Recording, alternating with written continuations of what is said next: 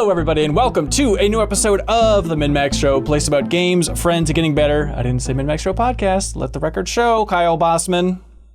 Very good. I'm learning from the best. Kyle Bosman, the guest cohort throughout the entire month of July. This month is flying by, but we're soaking in the sights, the sounds of one Kyle Bosman. So thanks again for being here, sir.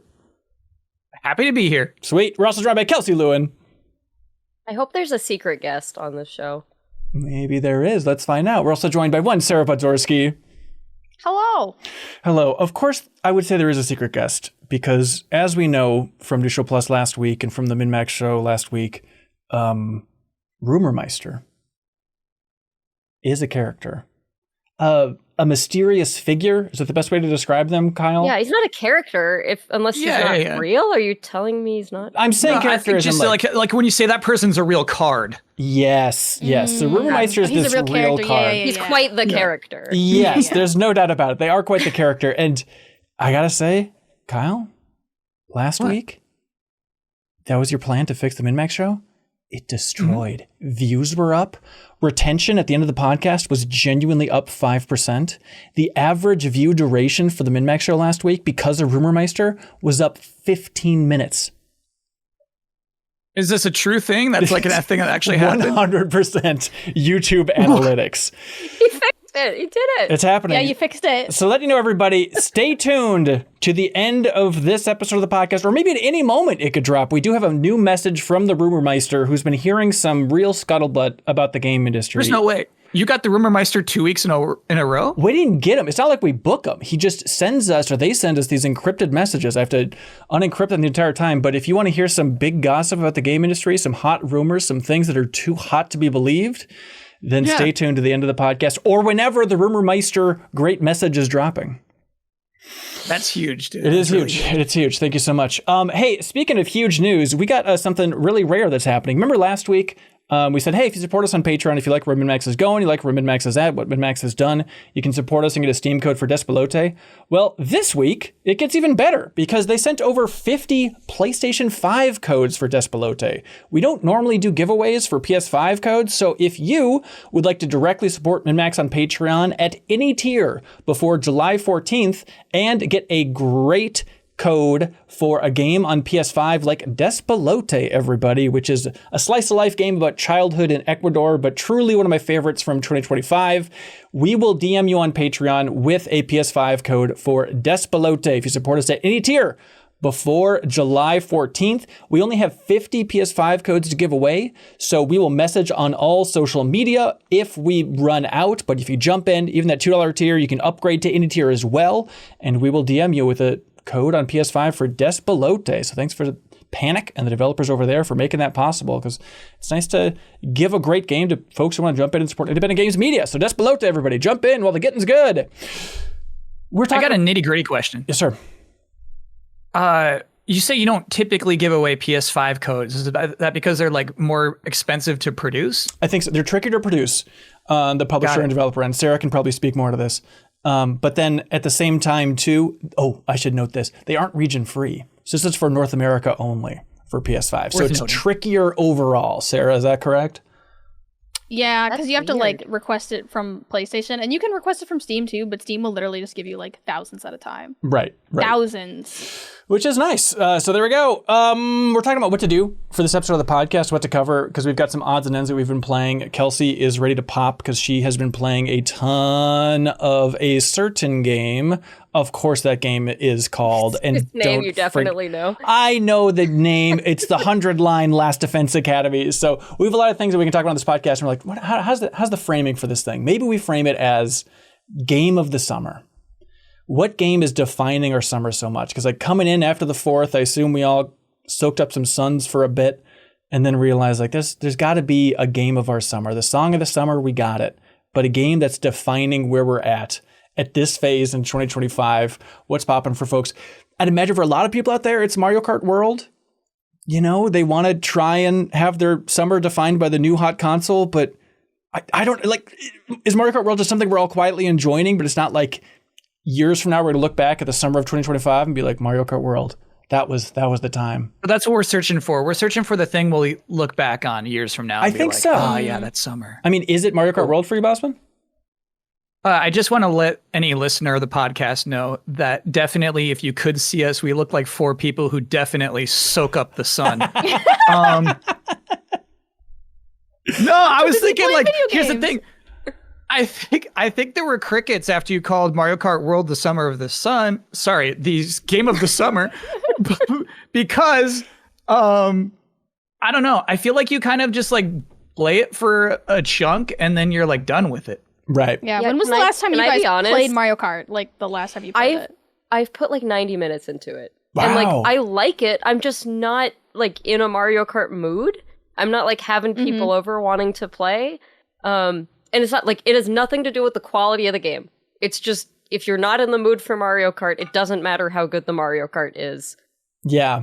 So I haven't been playing it. I played it last week, and it's sorry to drop this old card on the podcast, everybody, but like, let my kid play free roam. You know, like, so the Jeffem strategy is like, okay, there is some magic seeing a 2-year-old be like, Mario, Peach, Donkey Kong running around in free roam, just like no consequences for anything. So it's got a little boost. It's a 2-year-old's game of the summer. It is exactly. And it was so good that then I realized he can never play video games again. And I haven't let him play anything since. It's like, all right, I think we're good here. Because he spent the next day being like, Mario, let me play Mario. It's like, oh, no. That was a special occasion, buddy. Sorry. It was too fun. You've seen the purity of video games, and we need to spend some more time away from them for a while. But books are cool, too. I've been wondering if it'll grow. You know what I mean? Like Mario Kart 8 had some crazy DLC that I think really colors how we think about it after it. You know what I mean? Yeah. When you think of like the Splatoon characters and Link being in that game, that wasn't at launch. So like maybe this game will have a lot of things added to it that eventually like becomes that classic it should be, you know? Right. I thought it was interesting though. In the same way with Donkey Kong, how you're doing your homework. Like you streamed every Mario Kart game or a ton of them in the lead up to World. So like if you, after that much research, weren't feeling the magic in a big way, Bosman, I feel like hope is lost for Mario Kart World to be the game of the summer. Yeah, that's weird because I think it's the best Mario Kart game of all time. Okay. But even that, like, I guess for it to be the game of the summer, you got to bring your buddies over. You know what I mean? It has to be like that contentious game. It has to have legs, I think, as a competitive game. And I don't think it really does. Yeah. Sarah, is the Switch 2 defining your summer? No. I played Mario Kart and then I put it down and then like I haven't touched it since you got me that, what is it, Tamagotchi Plaza thing. And I was like, oh, I can play this on my Switch too. I'm so excited. They're very proud to bill it as the Switch 2 edition of Tamagotchi Plaza. I was really thinking, because like it seemed like, okay, it's going to be the 4 of us for the podcast this week. And I was getting excited about that idea of like, oh my God, I think the perfect Venn diagram game for the 4 of us is Tamagotchi Plaza on the Switch 2. New Bandai Namco drop. We all like Japanese things. Kyle likes his little freaks, as he often likes to proclaim. And so I jumped into Tamagotchi Plaza. Bosman, did you get a chance to play this thing? Yeah. I don't think it's a great game. Let me just come out and say it. Yeah, speaking of games for 2-year-olds, I feel like this is one of them. I watched the trailer. You asked, I think, like 3 separate times if anyone else wanted to play it. And I watched the trailer and I was like, I like Tamagotchi. Don't think I'm going to like this. Okay, but here's the thing. Here's my Tamagotchi history that you need to know. Yeah. Is that I played Tamagotchi Connection Corner Shop for the Nintendo DS, which is very similar to this game in that you run and manage little shops. And that was one of my favorite games on the DS. Whoa. One of my favorite games. And this Switch version is basically very similar where you go around managing shops.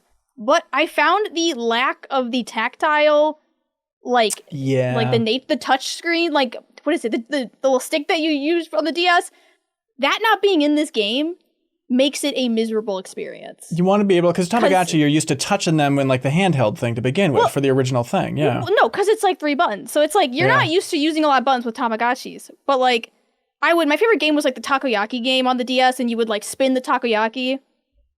What? You just don't like have a Tamagotchi on your desk? Like a magic trick. Sarah just pulled up a little Tamagotchi thing. I have this one, the egg one, and then I have like the newer version too. I like that is a newer version. That thing's thick. That's a thick Tamagotchi. Yeah, this is one of the newer ones, and it can take photos. Of what? Wow. Of anything. They don't look great. Okay. But you can take photos. Is it like AR? Like you put your Tamagotchi in? Yeah, in real life you kind of do take that. A photo? Well, it's like you take photos of things and then you get the colors. So different colors will get you different things in the game. Whoa. This isn't the I want the this. latest one though. The latest one I have in a different area. And if I open that up, would it just be a corpse of a Tamagotchi inside, or are you actually taking care of these I've freaks? lost several Tamagotchi. I'm so sorry. I thought it was an interesting strategy for this game, and I guess it's what they've been doing for the game for a while. Like, okay, instead of just taking care of the one little creature and raising that up, what if the whole pitch was you have to take care of an entire town? It turns out much less interesting just to run around to a bunch of different buildings and do a bunch of mediocre mini games compared to like, let me just see one thing and I watch bars go up and then I watch it evolve. Like, give me the basic Tamagotchi experience. Not really that. I was horrified that the first mini game I ran to, the first building I entered, it's like, okay, now you're just a dentist and you just have to drill out other Tamagotchi's teeth and we just have full dentistry sounds. And that's just the mini game. Here you go. Take care of the Tamagotchi. Fill their cavities. Isn't this fun? Aren't you glad you bought this? So hold on a second. Yeah. Your first minigame, to any listener who's not familiar with this game somehow, the first minigame you run into is dependent upon who you choose to be the vice president of the town committee or whatever. Oh, okay. So this means that Ben chose the most regular little guy Mamechi. who's the first one in front of The you. face of Tamagotchi. Hang on. This is a podcast with a bunch of Pikachu defenders, and you're getting up my butt for choosing the Tamagotchi that looks like a Tamagotchi? Just here's the thing. Promise me you scrolled through the others and just didn't go like, you're fine. I considered it, and then I thought, the point of playing Tamagotchi in the year 2025 is the nostalgia. And who am I nostalgic for? I guess it's this Are you old-ass nostalgic Tamagotchi for design. Tamagotchis? Oh, yeah. Yeah, I love Tamagotchi back in the day. And specifically the original Game Boy Tamagotchi game I played way too much of. Did you play that one, anybody else? Was that like a caretaker one too? Yep. That Yep. wasn't like the shop one? It was not a shop thing. It was just a glorified version of the Tamagotchi, which I think in my mind is like, well, that's what these games should be. It's just like, give me more little mini games, a little more complexity, more evolutions.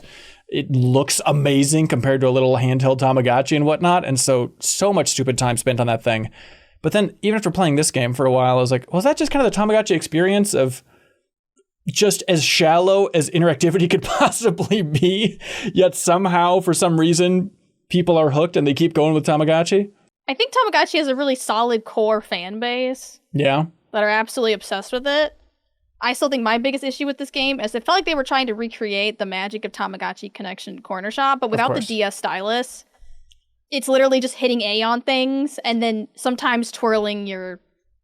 Are you going to bring up like the Magical Switch 2 sushi shop? Maybe I should bring up, let's see in my notes, the Magical Switch 2 Sushi Shop, where you get to use the mouse controls and experience the magic of the Switch 2. Mini game where you actually have to use the Switch 2 controller as a mouse, and it was garbage. That's weird. I got the Ninja Star one. Did you get the one where you got to throw Ninja Stars? No, I haven't done that one yet. No. It's really bad because you like have to unclick one of the Joy-Con 2s, and you rub your hand over the mouse sensor to like toss Ninja Stars. Oh, weird. And it's terrible. It's really like I'm having a really hard time for it to even register my tossing, you know? Oh boy, how'd you all do on the rap battles, which is something I did not expect in a Tamagotchi game? Yeah, Really good. I was acing it. Really good.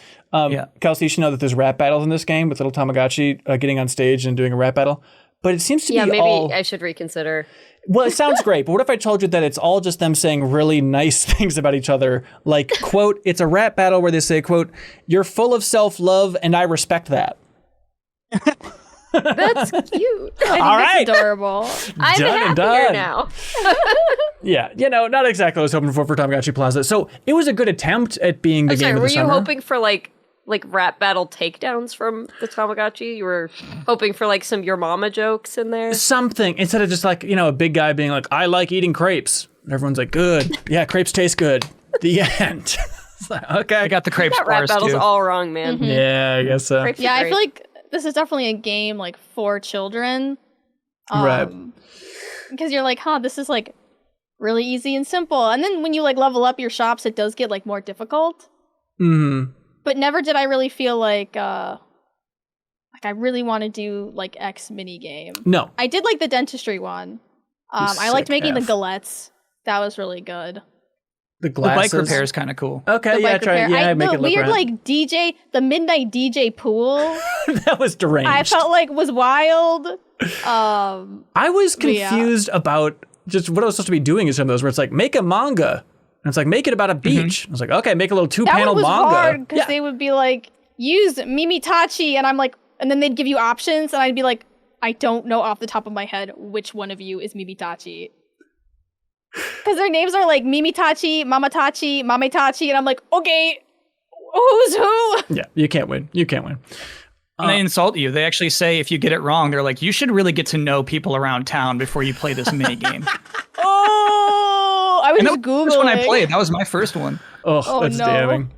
So I guess, Kelsey, like if we were like in our summer vacation and we spent our hard-earned money from our paper route on Tamagotchi Plaza, we'd like explain it like we just explained it to you. And then, Bosman, what would we ask Kelsey? So do you want to come over and play? Is there actually multiplayer in this game? There is. Yeah, there's 2-player. Oh. Hey. Yeah. Okay, that 2-player changes rap my battle. answer. Yes. Oh yeah, I want to be a part of this rap battle. So absolutely. Wow. I'll come right over. Oh, well, I gotta ask my mom first. But Okay, all right. If she says it's okay, she'll talk to your mom. Cool, thanks. Cool. Yeah. And that defines summer games for you, Kyle? Is trying to pitch it to your friends and asking if they want to come over and play? 100%, yeah. That's it. And it's like a sign of a great game if you can make the pitch for like, you got to come over. I got this game called Brave Fencer Musashi. You got to see what it's like. You got to check it out. It's like Final Fantasy VII, but better. Just cool pitches like that. Yeah, I get it. Sarah, what game is defining your summer, you think? I feel like I've been in like a multiplayer kick right now, going from like Nightreign to Peak. Oh, yeah. So it's a lot of like, what's the friend group playing too? Very like sticking with my friend trends, and then it's like now we're all playing Umamusume and sharing photos of our horses. So it's just kind of like whatever is going on in the group chat. Right. Is Nightreign sticky for the group? I want to get back to it. Like Okay. I genuinely want to go back because I know they added like different, like a higher boss level, and I know a new boss appeared, and I want to go back to it like genuinely. It's just a matter of getting everyone together. Yeah, Bosman, you played it too. Did you just stream it for a while? Do you think it's a defining summer game for you? Yeah, I play with randoms. Oh, freaky. I can't imagine like I can't let my real life friends down the way I let randoms down in that game, you know? Yeah. So like I like playing with just like random people in that game. And like it's weird, like if I was a reviewer, I would give that game like a really bad score. It shouldn't be sticky. The map's like too small and boring, and like things don't really change that much. But for some reason, like the escalation, the battle royale escalation of starting with nothing and building yourself up to finally trying to take down this big boss is compelling every time. Yeah. So yeah, I've beaten all the bosses so far. Like I've been there for them. When you're playing with your buddies, like, do you ever let them down? No. Okay. Or like it's generally like I feel like it's so much more fun with like communications too, because like there's just so many more funny things that happen with your friends, and you can watch them go flying. Or like this one time I dropped a spell that if I accidentally hit the wrong button, it would light me on fire, and I dropped it, and I like dropped, and they were like, "Oh, there's an item here," and I was like, "Don't use that, because if you press the wrong button, you will light yourself on fire." And then literally 10 minutes later, I look over and my friend is on fire. Perfect. And I'm like, I told you. We literally talked about not picking that up and using it. And what did you do? You immediately picked it up and used it. But yeah, I would never play with randoms. The lack of communication and like you're really rolling the dice with who you're going to get. Yeah. Oh yeah, sometimes it's very like bad people. Not bad at the game, but like you can tell they're probably rude in real life kind of people. Just from the way they're running around and destroying They're creatures? angry pings. Yeah, and they leave, and then they just leave, and then they just go. Ugh, I'm so sorry. Hey, you know where I don't like to go personally? Where? Frickin' grocery store. All the damn time. It never stops. And also, you go to the grocery store, then you bring the food home, you cook. You cook for days, you cook for nights, 40 days and 40 nights.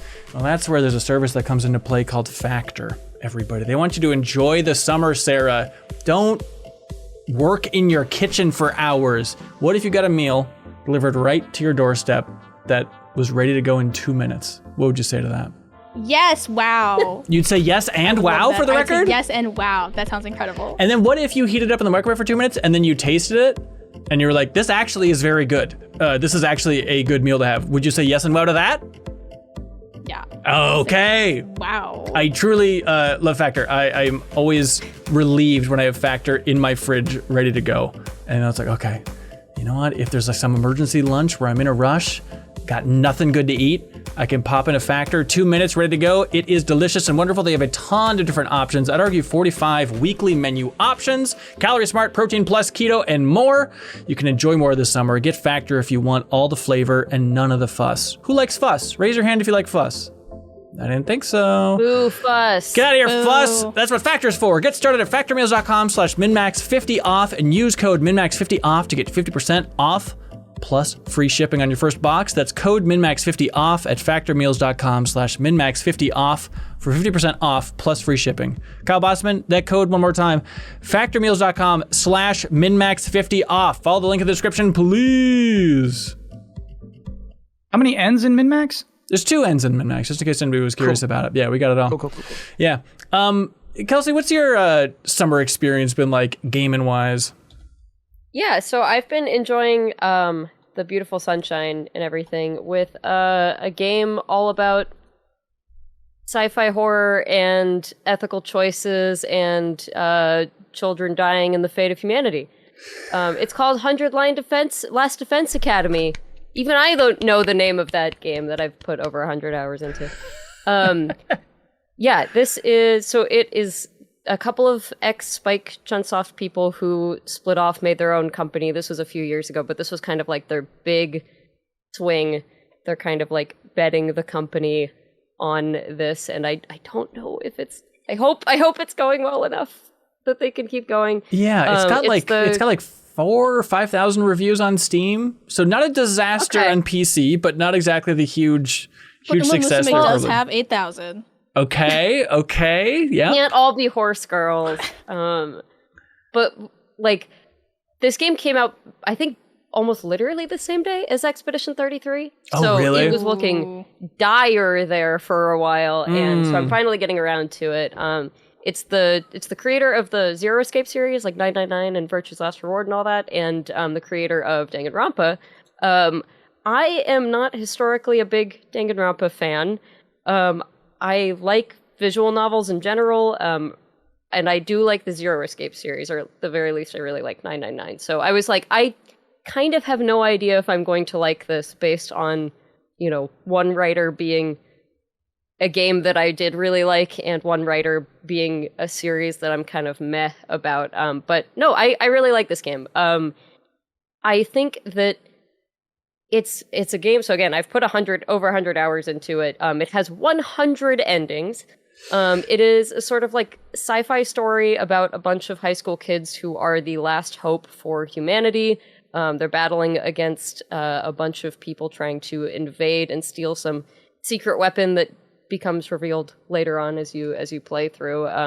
Like the Danganronpa series and 999 and all of that stuff.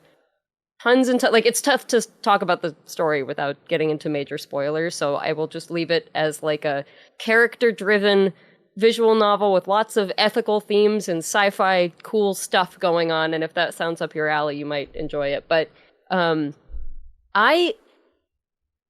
pacing in this game is not great. I don't normally complain about that in visual novels because they're always a lot of reading, It's gotta be, and that just comes with the genre, and you either like that or you don't.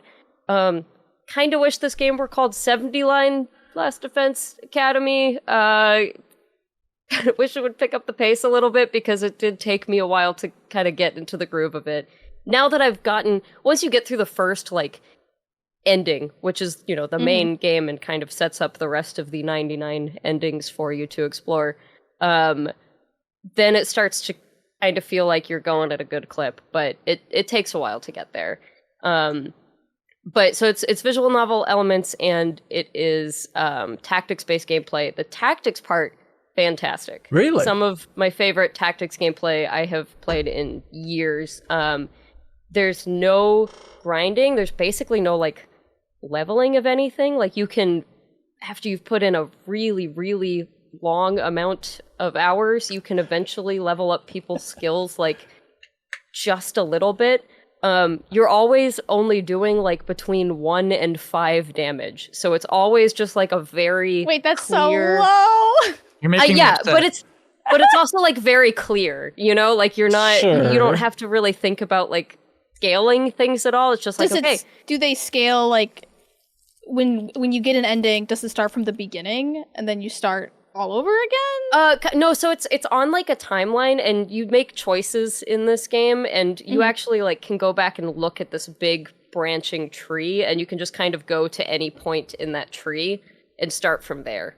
Okay, that's cool. So it makes navigating the other endings super easy. I think they did a great job with that. What's interesting about this tactics stuff, other than it all just being very like low, you know, even in late game stuff, the hardest enemies are going to have like 12 HP other than the boss on the screen. So it's just very like, for me, it's very easy to keep all of those numbers in my head and not have to think about it too hard. But the kind of like weird twist on this is you can strategically die. So dying on the battlefield is like can be a big table turner. It can really turn the tides of battle. You kind of go out with a bang. Like when you die, you do damage, or like when you die, yeah, you can do. Okay, I was like, when you die, you and kill people? but you have to do it strategically. Like it's not. And then like are they gone for the rest when of the you game? die? No, they come back. Oh, okay. So it's not like, I mean, they don't come back in that battle, but they do come back afterwards. So you can't revive people like mid-battle or anything like that. But it's not like when an enemy kills you, it's like you have to look and be like, I don't think I'm going to survive the next turn. It's better for me to kill myself right now and go out in a blaze of glory than to try to stick around. Mm-hmm. So I've just found that like a very satisfying, very fun little tactics game when you're doing tactics battles. But it's a whole heck of a lot of reading otherwise. And it's good stuff. It's good, good sci-fi mystery with some cool twists and turns. Some of these endings are like, I wouldn't say any of them are stupid, but some of them are definitely more like, this is the actual story we're trying to tell, and this one is like you're going to learn a little bit more about this character, but everyone dies on day 30 in this one or whatever, so it's just kind of there's not a good ending, as far as I can tell. Okay. Which is really interesting. Yeah. There's not like a true ending, a good ending, it's just a like big collection of things that make you think about the story that they're trying to tell in this world that all these kids live in. Weird. And you put in 100 hours. Yeah, and I didn't realize I was doing it either. I just kind of like looked at my Steam Deck and I was like, oh, it says I have 130 hours in this game. Wow, okay. Jesus. And Steam is never very accurate, so that could be a little bit less, but still. Is there a character you don't like but enjoy allowing them to explode in battle to do damage? There are some that like their deaths are better than others. Like they have a more like a bigger explosion of a death. Do they scream? Like, does it cause them pain to explode? Yeah. Oh yeah. Oh, good. Okay. Yeah. And then how do they retcon them being dead, but then they're like still in the story? It's all part of the story. And I guess this isn't really a spoiler because it's pretty early on. But yeah, the kids can be revived over and over again as part of like they're stuck in the school defending it, and the school has a mechanism for reviving them over and over again. So as long as they stay on campus, they can't fully die. And the characters in this, I mean, it's pretty like they're pretty Danganronpa-y characters, which you either like or you don't like. But I think that they're better in a lot of ways that I've experienced. I haven't played every Danganronpa. I'm not, not the biggest authority on this. But there is a character that is like, her entire purpose seems to be to make fun of you, the Danganronpa fan. She's very cringe and constantly talking about killing games and like how things are supposed to go and everything.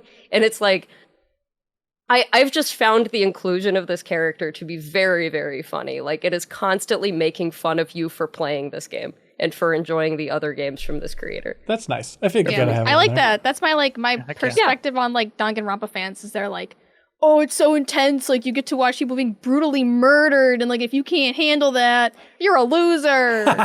Yeah, and she's like very obviously supposed to be like a pretty cringe, like Yeah, she exists to make fun of you, and it's very good. Yeah, that sounds perfect. So, I mean, if you're a Danganronpa fan, if you're a Zero Escape fan, is like, you're eating good, this is everything you wanted, or just... I think so. Okay. Yeah, I mean, I have a hard time recommending a game like this because the pacing is bad, and if you aren't used to visual novels in the first place, you are just going to not enjoy it at all. If you're used to visual novels and you think that you can, or just doing a lot of reading and you think that you can kind of trudge through a little bit of bad pacing, I think it's a fantastic game. Okay. So are you guys visual novel fans? Do you want to come over and play? Kelsey, I am a visual novel fan. Yeah, could I like bring a Tamagotchi or like just a ball and paddle? Like I want to go like hang out at your house in the AC, but I think the last thing I'd want to do in the world is watch you slowly read a visual novel about high schoolers. What if I read it to you and I do the voices? I mean, I guess if there's funny, silly voices, yeah, that's you're pushing it. All right, I'm listening. Yeah, can you make like a lot of like just overtly bad decisions on purpose? Just you know what I mean, like just to see what would happen. Mm-hmm. Oh yeah, I mean, there's an ending for every choice, like every series of choices. I can definitely see doing that with a friend. Be like, yeah, let this person die now, or like, yeah, let that person get the good. Yeah. I think that'd be fun. There's some ones where, I mean, there's some really interesting choices in this where like there's clearly not a good choice, and you just have to like make an ethical call that like is bad, kind of bad either way. Yeah. But there's also some where like that's clearly the wrong choice, and then it takes you on a very silly ending. Like some of the endings are, there's like some like killing game themed ones, which I'm way less interested in. But if you're a Danganronpa fan, you probably will like that. So there's some kind of like horror and slasher endings. There's some comedic endings.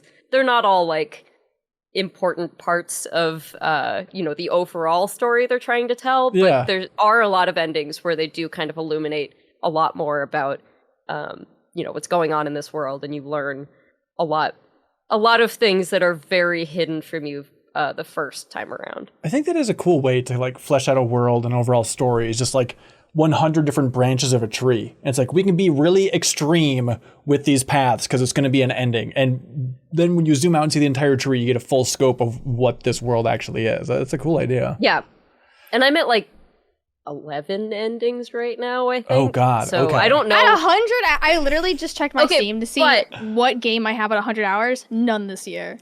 No games at 100 hours. Prince, come on, princess. I thought the vast majority of that, I did the first part of the story, obviously, like just getting all the way through the 100 days, which is why they call it 100 line, That took forever.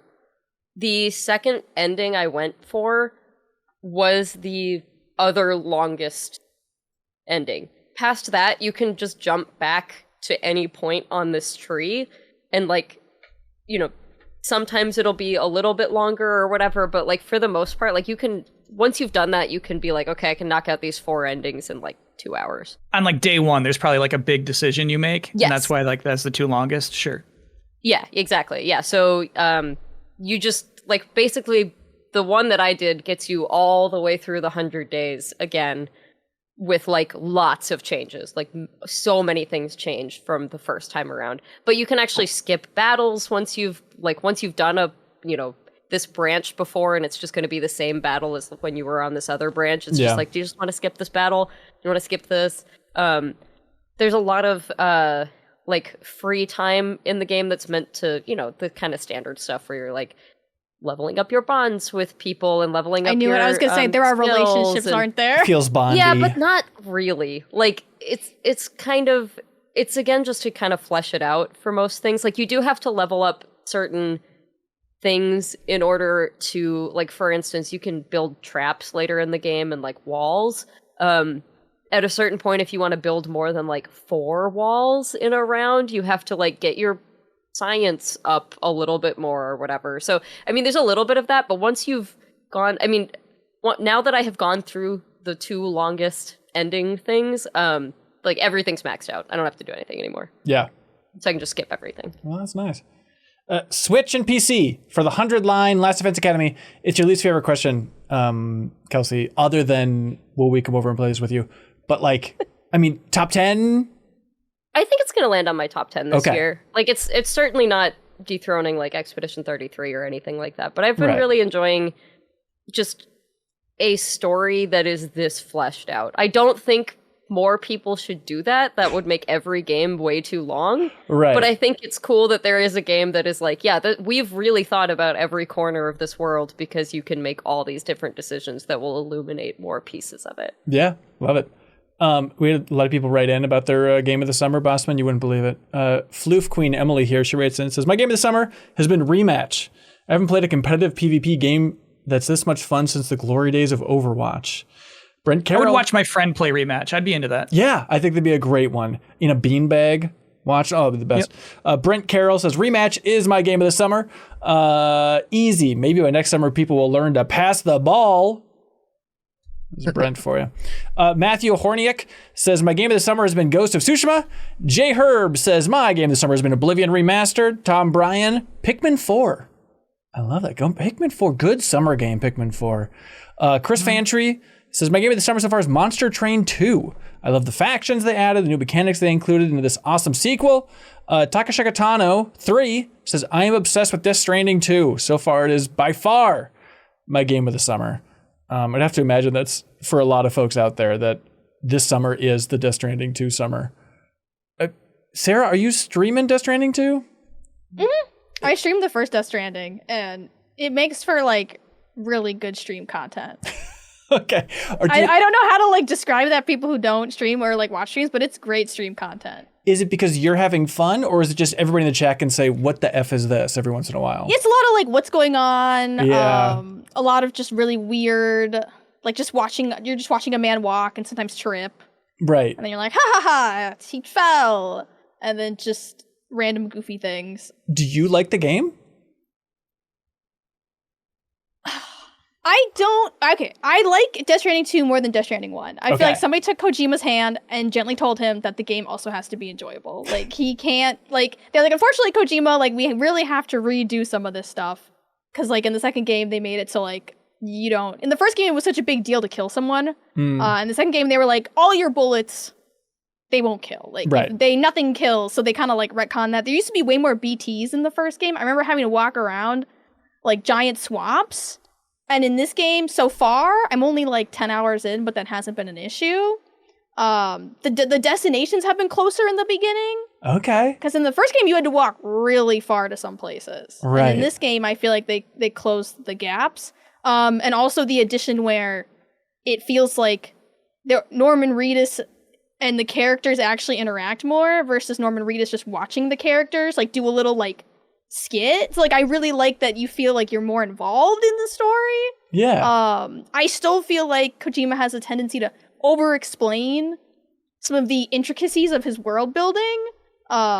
It gets a little like, okay, like, you can just say, like, whatever, it's magic. Like, we don't have to go into, like, the fake science behind it. But you can for tell, 10 like, minutes. he's thought so much about it, done the research, the team's done the research, like, we got to get it out there. We got to let people know how cool this is. What? It's all fake. We've thought about it really hard. You should have been in those meetings. And the more we can convey how cool these meetings were when we came up with all this stuff, like that's the They're like, goal. we got to include this key piece of information that nobody's going to remember unless you're, like, the really hardcore.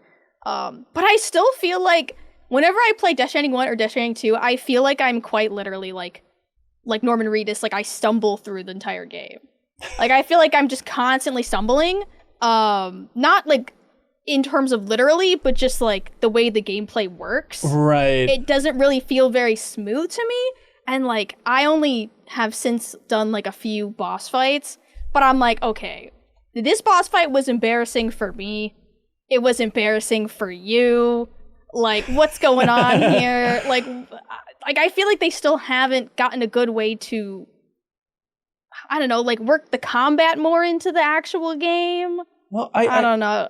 I heard that, like, with boss fights, if you lose, you just have an option that says, pretend that I won. And you can Really? That's what I heard. I just assumed if you lost, it would just pop up at the end of a boss fight or something. That's what Giant Bomb said, at least. I haven't that's lost. Wild. Oh, But yeah, like, hey. I feel like the boss fights, you're just like, oh my god, like, this isn't, like, I still, like, I beat them usually first try, but I'm like, this is embarrassing. Wait, what do you mean? Like, yeah, I'm really curious about the way you say this is embarrassing for you. You pointed at the game itself. Well, because it's like, I've played a lot of like FPS games, and usually you feel pretty cool when you're fighting a boss, or you feel like your skill is really coming in clutch, like you're using everything to your advantage in the moment. But let's be so for real. I'm stumbling around, picking up guns, picking up blood bags, and just full sending finger down on trigger on the boss, and like doing my best. And it's just like, I just feel like embarrassed by it. I'm like, I'm not trying my best. I'm not at my peak here. You're not implementing a strategy. Yeah. Yeah, and I'm like, this is just embarrassing. You're like panicking through it. Like, no, I'm not panicking. I'm just going, I can't believe this is working. I frankly can't believe that my lack of effort is somehow still getting us in this. Going like my bare minimum. It's an odd one. Bosman, are you enjoying this game? Are you playing a lot of it? Yeah. What's weird is like I am enjoying this a ton. I've been like playing it in small pockets. I played a lot last night. And what's so weird is like I was doing a mission where it's like a Metal Gear Solid 5 scenario. It's like, oh my God, I'm playing Metal Gear Solid 5 again. That's really and what like I legitimately, said. Yeah, like I wondered like if I was playing like the best video game I've ever played before. Whoa. In certain points. I'm like, you know what I mean? I'm like, hold on, is this like factually the best video game? We're like, it's a weird thing where it's like, and I'm not going to let it be my game of the summer. Like that's going to be Donkey Kong Bonanza. Of course. But I wonder if I wasn't emotional, if I didn't have any emotional attachment, if I like cut that part out of my body, would I say, yeah, it's Death Stranding 2? Really? Just because it reminds you of Metal Gear Solid 5, or just it's so bombastic? What I love about Metal Gear Solid 5 is the multitude of ways you can handle a scenario, right? Like, oh, okay, Kyle, just get this. Well, excuse me, Norman Reedus.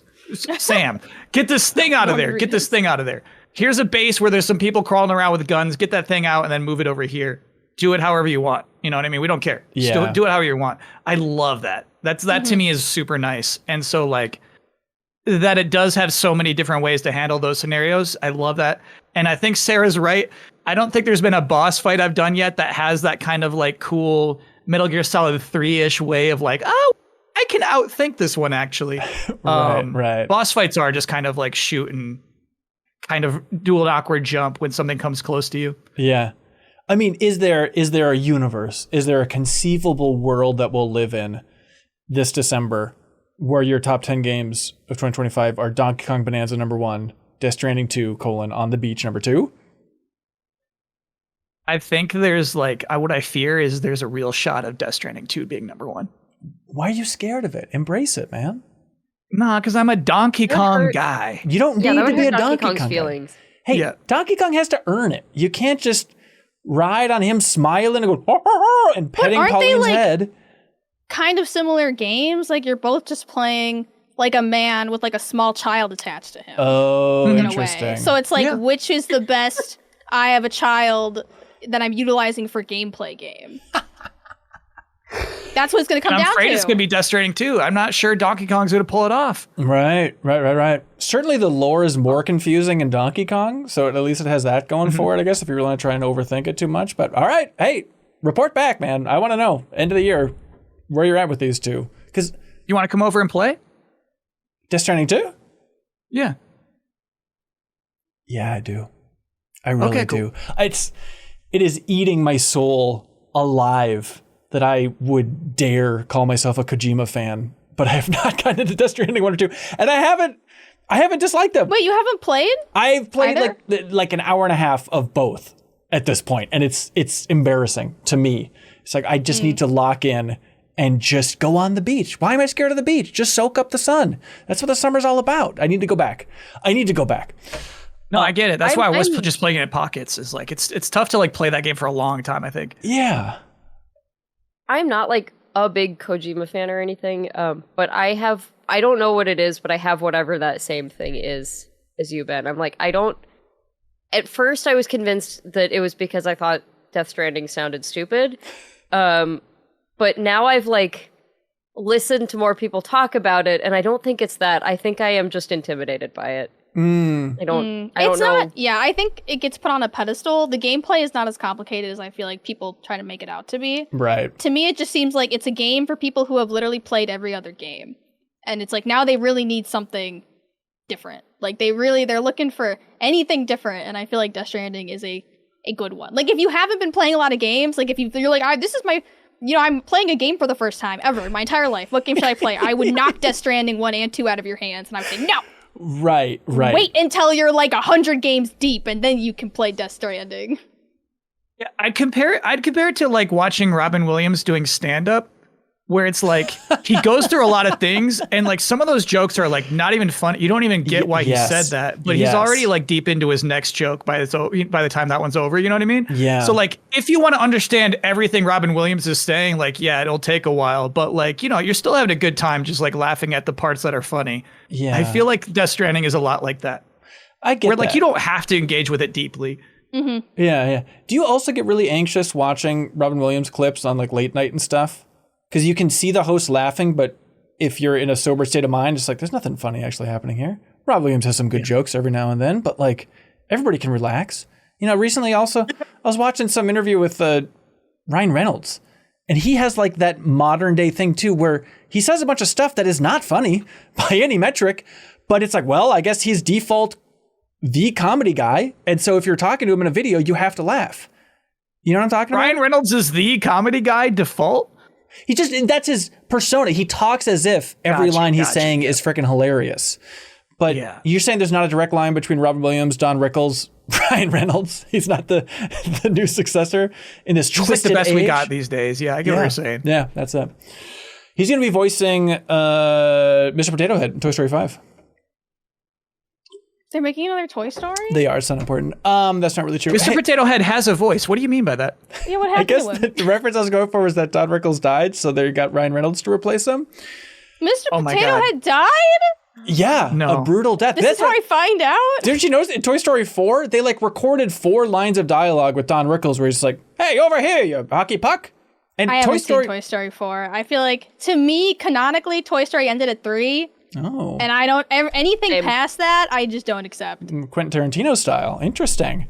4 is not the home run I wanted it to be, but it is, if you just watch it as a Mr. Potato Head movie, it is confusing and jarring because he just has a couple of lines in the background, but he's still there for so much of it. They wrote him out? They were stuck. They're like, well, we have his voice, I guess, for these 2 lines that we can kind of shoehorn in this way. It's gross.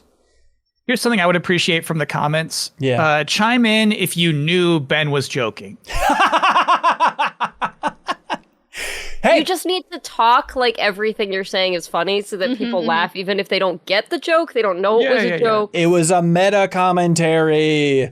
Just like, of course, how Umamusume, Pretty Derby is a meta commentary on... That's not like a good bait. I would never start discussing the meta commentary of Umamusume on the real life horse racing world. Okay, so this is a game based on an anime about girls who have little horse ears and they run really fast around a track? Yes. Okay. Everyone take a seat for a second. Take a seat. I will explain this to you. Umamusume, anime turned game. The game's already been released in Japan for a while, and they finally released it in the West. It's out on mobile and PC. It's a free-to-play game. And it's about these girls who attend the special horse academy where they learn how to like run races and become like runners, racers. And they're all based on real life racehorses. Every single horse in this horses? Game, they have horse tails and horse ears. So they're horses. But they're girls. Yeah, they're horse girls. They're Umamusume.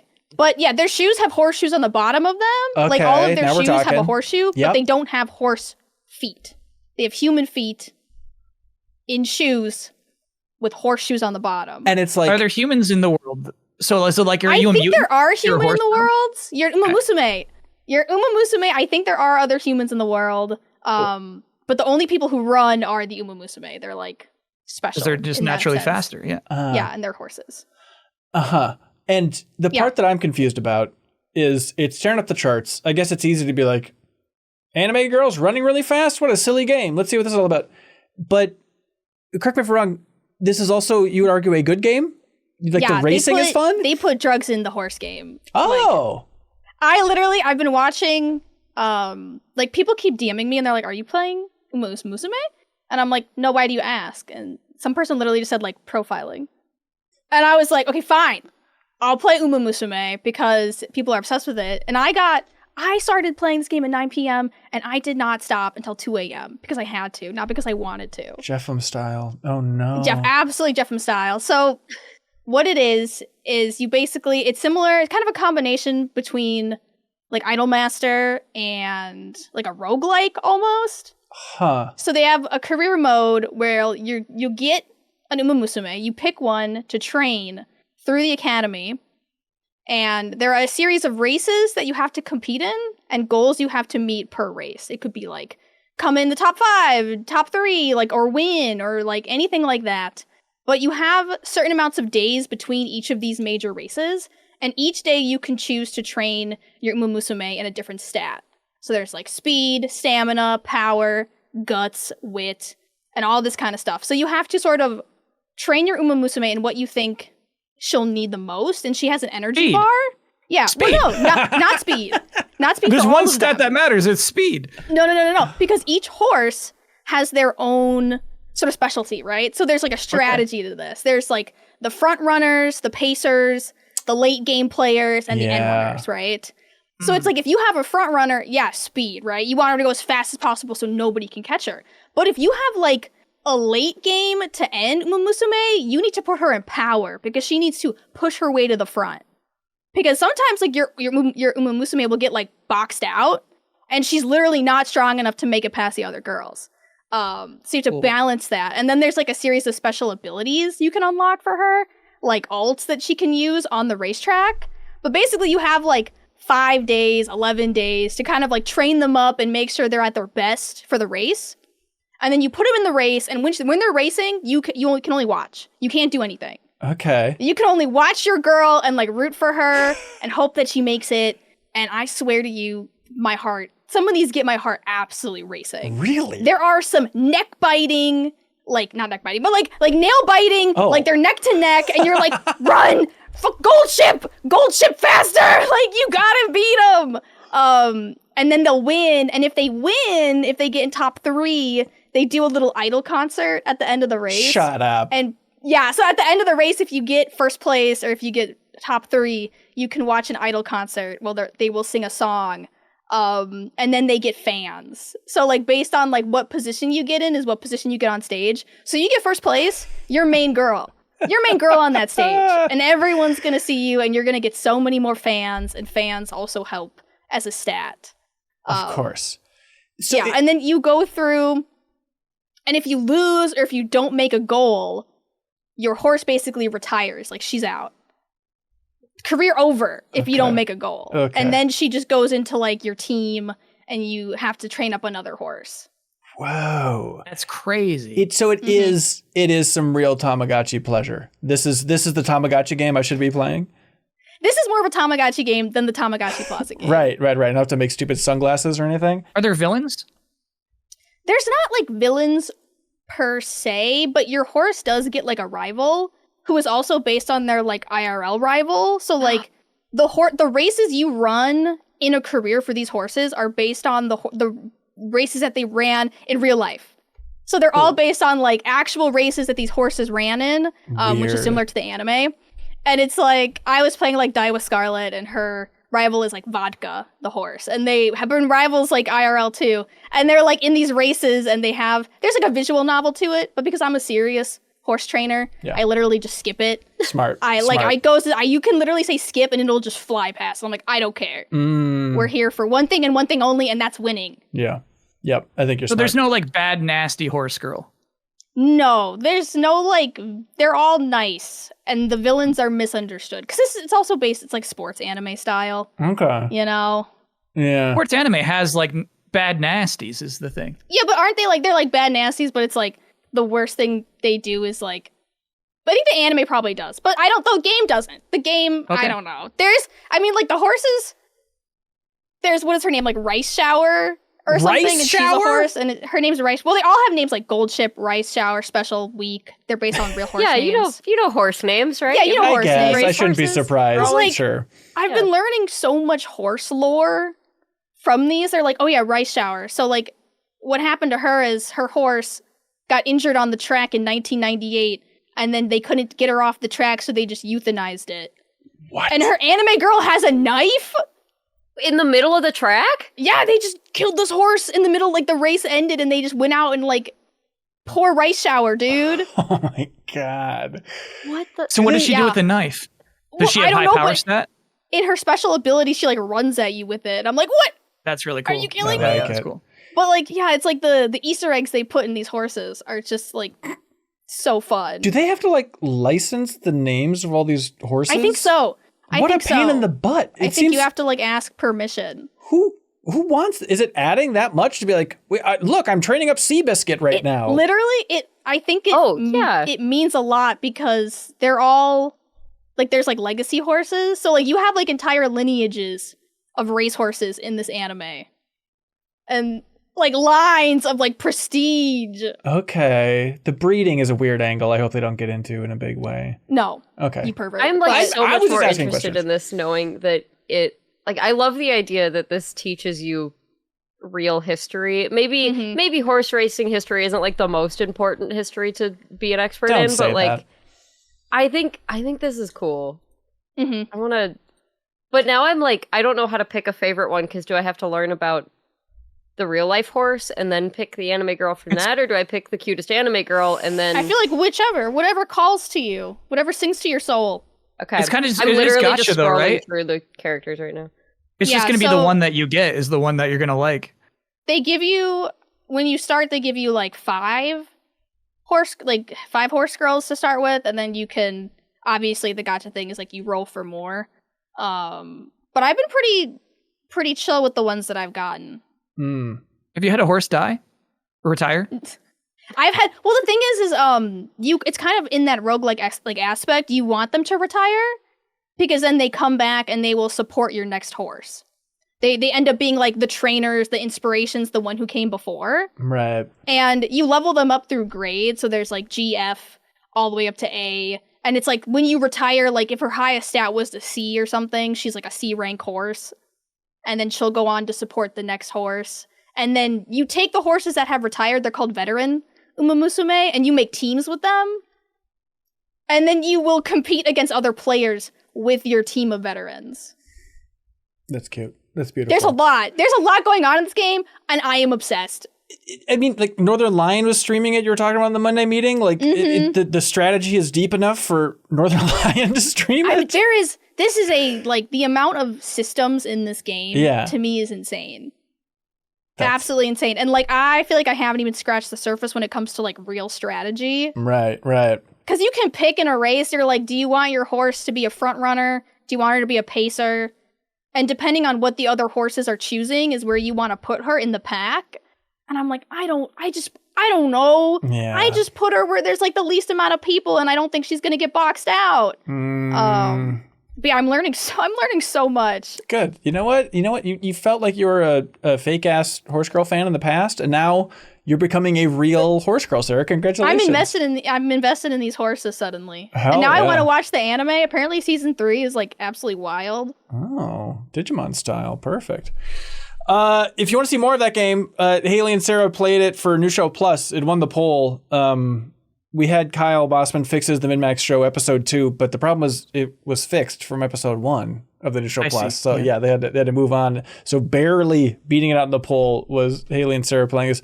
And what I saw you in Slack say that it was like the most fun you've ever had with the New Show Plus was streaming this horse girl game. It was a fun time. There's just like it's just so hype watching your Umamusume run. You know, and you're like, oh gosh, she's got to win. And you were watching Haley's at that point. You came over to play with Haley, and like you were watching her horses, and you were still stoked. That's cool. And now our horses can like race together, and we can loan each other our support cards. That's perfect. Mm-hmm. Sarah, I think you have a question you need to ask us. Oh yeah, do you guys want to come over and race Umamusume? I'm in. Yes. Yeah. But if it's just like watching you go and click through a bunch of menus and like lose money in a gacha system, no. But like. Let me know. I'm really glad that you cut the game down like that because I was getting too positive, wasn't I? Just let me know when the horses are like running on the screen, and I will sprint over there faster than a horse girl myself. There we go, everybody from Psy Games. Umamusume Pretty Derby.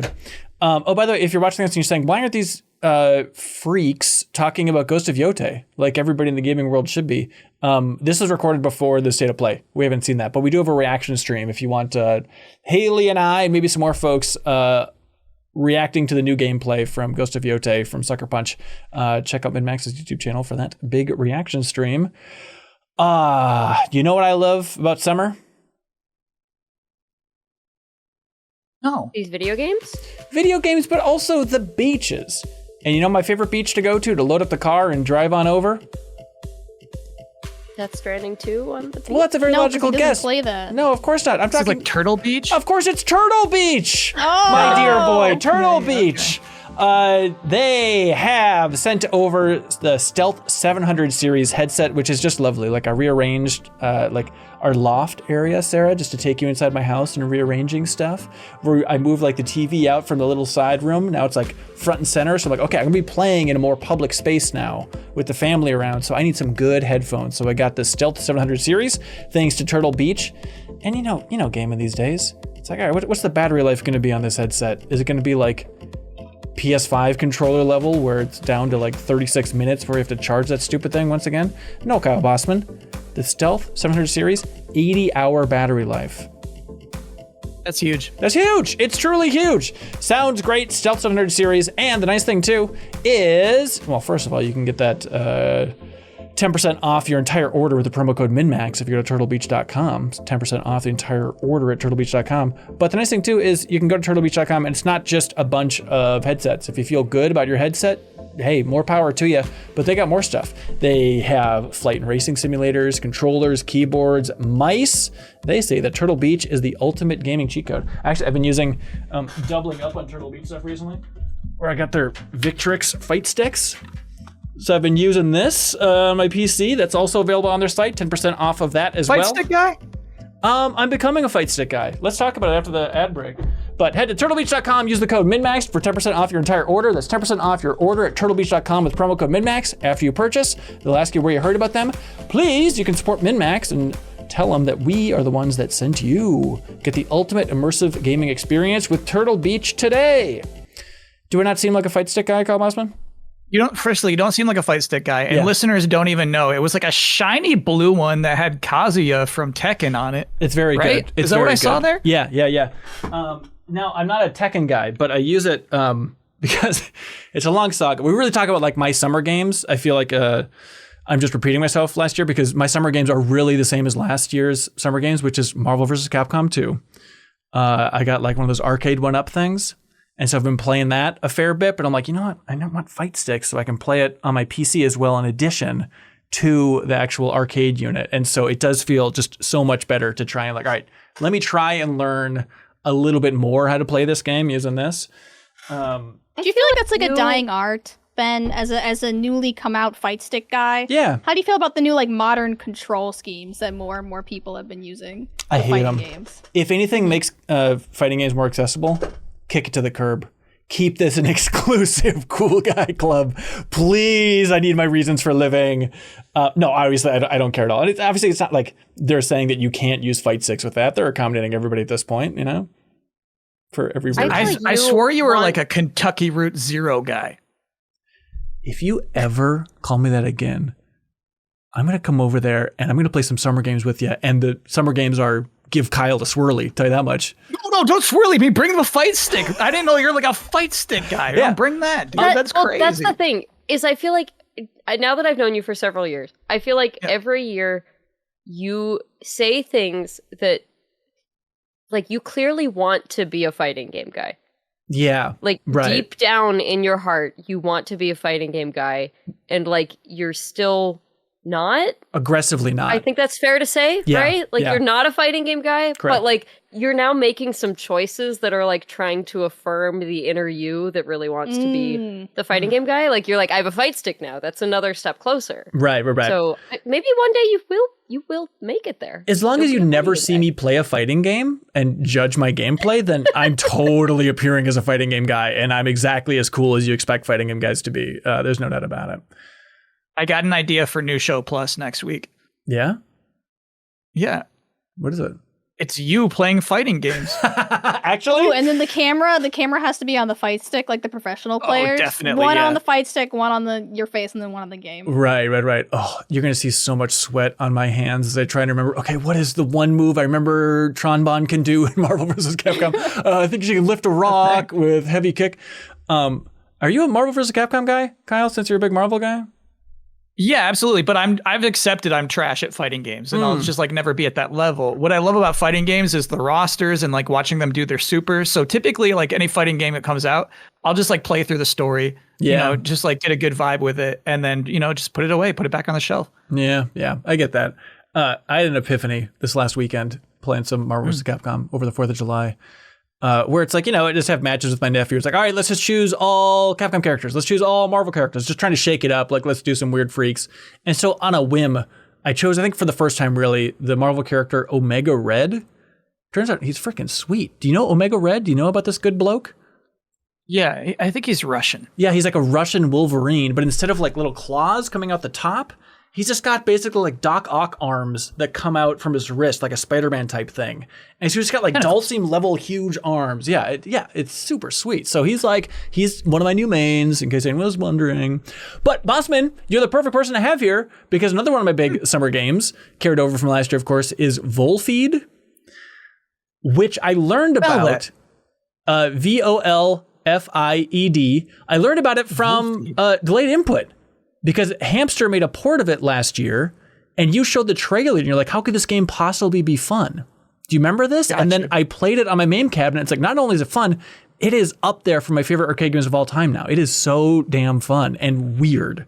And then you're coming back to it 1 year later. Yeah. Oh, yeah. Play more Volfied. I bought Volfied merch. I have a sign of Volfied now. And it's all literally because of your Delayed Input, where you just showed it off for a while and tried to understand what the hell was going on in that gameplay. That was compelling enough for me to devote my life to Volfied now. So thank you for that gift. Hell yeah. Yeah. The other gift. I'll come over. I'll watch somebody play Volfied. Really? Yeah. Okay, don't tell them this, but I think we're going to go play a bunch of arcade games like in early August when the MinnMax crew comes over for the community meetup that we'll talk about later in this episode. And that is genuinely one of the highlights in my mind is like, oh, we can go out to the lake and I can teach them all how to play Volfied. When you have like a big MinnMax crew and I'll indoctrinate them into Volfied. And Sarah, it'll be fun. This Sarah, just feels you like and a I hostage situation. We'll go do something else. It's fine. Yeah, okay. Something else other than play a great game? I dare you to find something better than Volfied at that lake. But there is another game that I feel like I've been bugging Kelsey about. I'm like, Kelsey, I think this is a Venn diagram for us. I know it's not timely in any way, but I'm also looking for something that's going to run well on my Switch too. It's liberating to have like a new Switch and not to be dreading ports that were released on the Switch and stuff, And so I somehow convinced you to check out GrimGrimoire. But this is the re-release of the game that originally launched on PS2 in 2007. And of course, they called the remaster GrimGrimoire OnceMore. Is what they dared to call this thing. I like it. Yeah, good. It connects to some things because, like, you're talking about visual novel games, how much you love high schoolers and drama, Kelsey, and then maybe think of one of your favorite games of all. Hang on. We're not going to go on the record and say Kelsey loves high schoolers. That's. But you only love games if they involve high schoolers. Because correct me if I'm wrong, isn't one of your favorite games of all time 13 Sentinels? I do love, 13 Sentinels. I Disturb is incredible. Okay, there we go. There we go. Yeah, okay. You're warmer than you think. And that is I'm not going to say it. I'm not going to say it. You don't have to say it technically. But that is a game from Vanillaware, which I don't know. Have you always been a Vanillaware fan, Kelsey? Yeah, like subconsciously, up until a few years ago when I kind of connected the dots and I was like, all those games with the really cool art, and I've liked every single one of them that I've played. Right. And it's all the same guys. That's it, because Vanillaware is such an interesting company because they have tried a lot of different genres and been competent at all of them. Some of them are good, some of them are competent. But like it's pretty cool for a developer to just be like, yeah, we're just kind of taking our art style to everything, and otherwise we're gonna do wildly different things with it. Yeah. So I mean, their history here, going back in time, it's Unicorn Overlord from last year, then 13 Sentinels, Dragon's Crown, Grand Knight's History, Muramasa, the Demon Blade on the Wii, if you remember that one, Odin's Sphere on PS2. That was my favorite. There we go. Or like the first one I played that I really liked. Yeah, and then right before that on PS2 they released GrimGrimoire, which I found out about. Like, I guess I'd heard the name. You know, those video game names you hear 1,000 times and you think, well, that's a silly name. Moving on with my life. But it wasn't until, Kelsey, you sent over that mystery memory card that we did that New Show Plus about, where we just booted up those old saves. And they had on PS2 a save from GrimGrimoire, and booting it up, I was like, wait, what is this game? This is just a messy, weird looking PS2 game. And when it clicked that it's like, oh no, it's a visual novel RTS game on the PS2 originally. And then looking at the history of it, it's because the developers of Vanillaware really love StarCraft.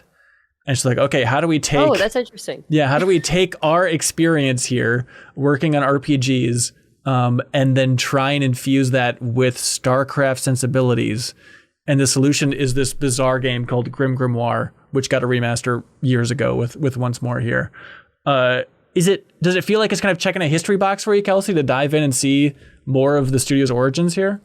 Yeah, totally. And I mean, I just like looking at Vanillaware games. They're so pretty. Yeah. Like I mean, it's usually like pretty and a good soundtrack too. And you can kind of, again, as long as the game is competent beyond that, you'll kind of end up enjoying it. And so I'm not like a huge RTS person, but I have enjoyed what I've played of this so far. I've put a couple of hours into it, been through, like a loop and a half at this point, because this is also a weird like time loop game. Yeah, they're all over the place. Yeah, it's like I feel like Vanillaware, I think I first really paid attention to them with, like, I knew Odin's Sphere, but I never really paid attention to it. And then Dragon's Crown, when that game was coming out, I was like, all right, I know this art is amazing, a little pervy, and even this game, it definitely is like. Well, let me give you an example for like GrimGrimoire. Sure. It's like, hey, it's an RTS. It's Harry Potter RTS, as strange as that is. And it's always just, you're looking at like this screen where it's like, okay, there's staircases, multiple floors and stuff.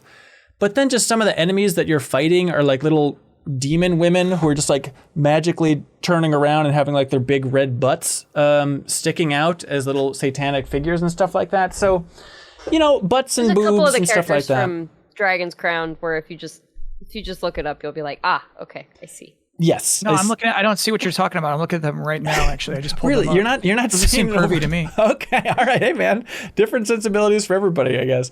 I was surprised too that like the story itself is straight up perv town, Kelsey, where it's like, hey, there's like a hot lion man who's a teacher in this magical school, and there's this lady who's like, hey, I could turn you back into a human if you would just make love to me. And he's like, I cannot possibly make love to you. I love being a lion man. I don't want this curse to break. It is an absolutely stupid story so far for what I put. Like, every character is just so, and I don't know how much of it is like, localization versus they were just kind of going for like a silly bare bones kind of thing there. But I mean, like, one of the characters' names is Margarita Surprise, and like that's such a good name for a character. That's kind of amazing. That sounds like a horse. That sounds like an Umamusume. Like. It does. Yeah. So I'm sorry. Is it the philosophical question if you're a hot lion man? Yeah.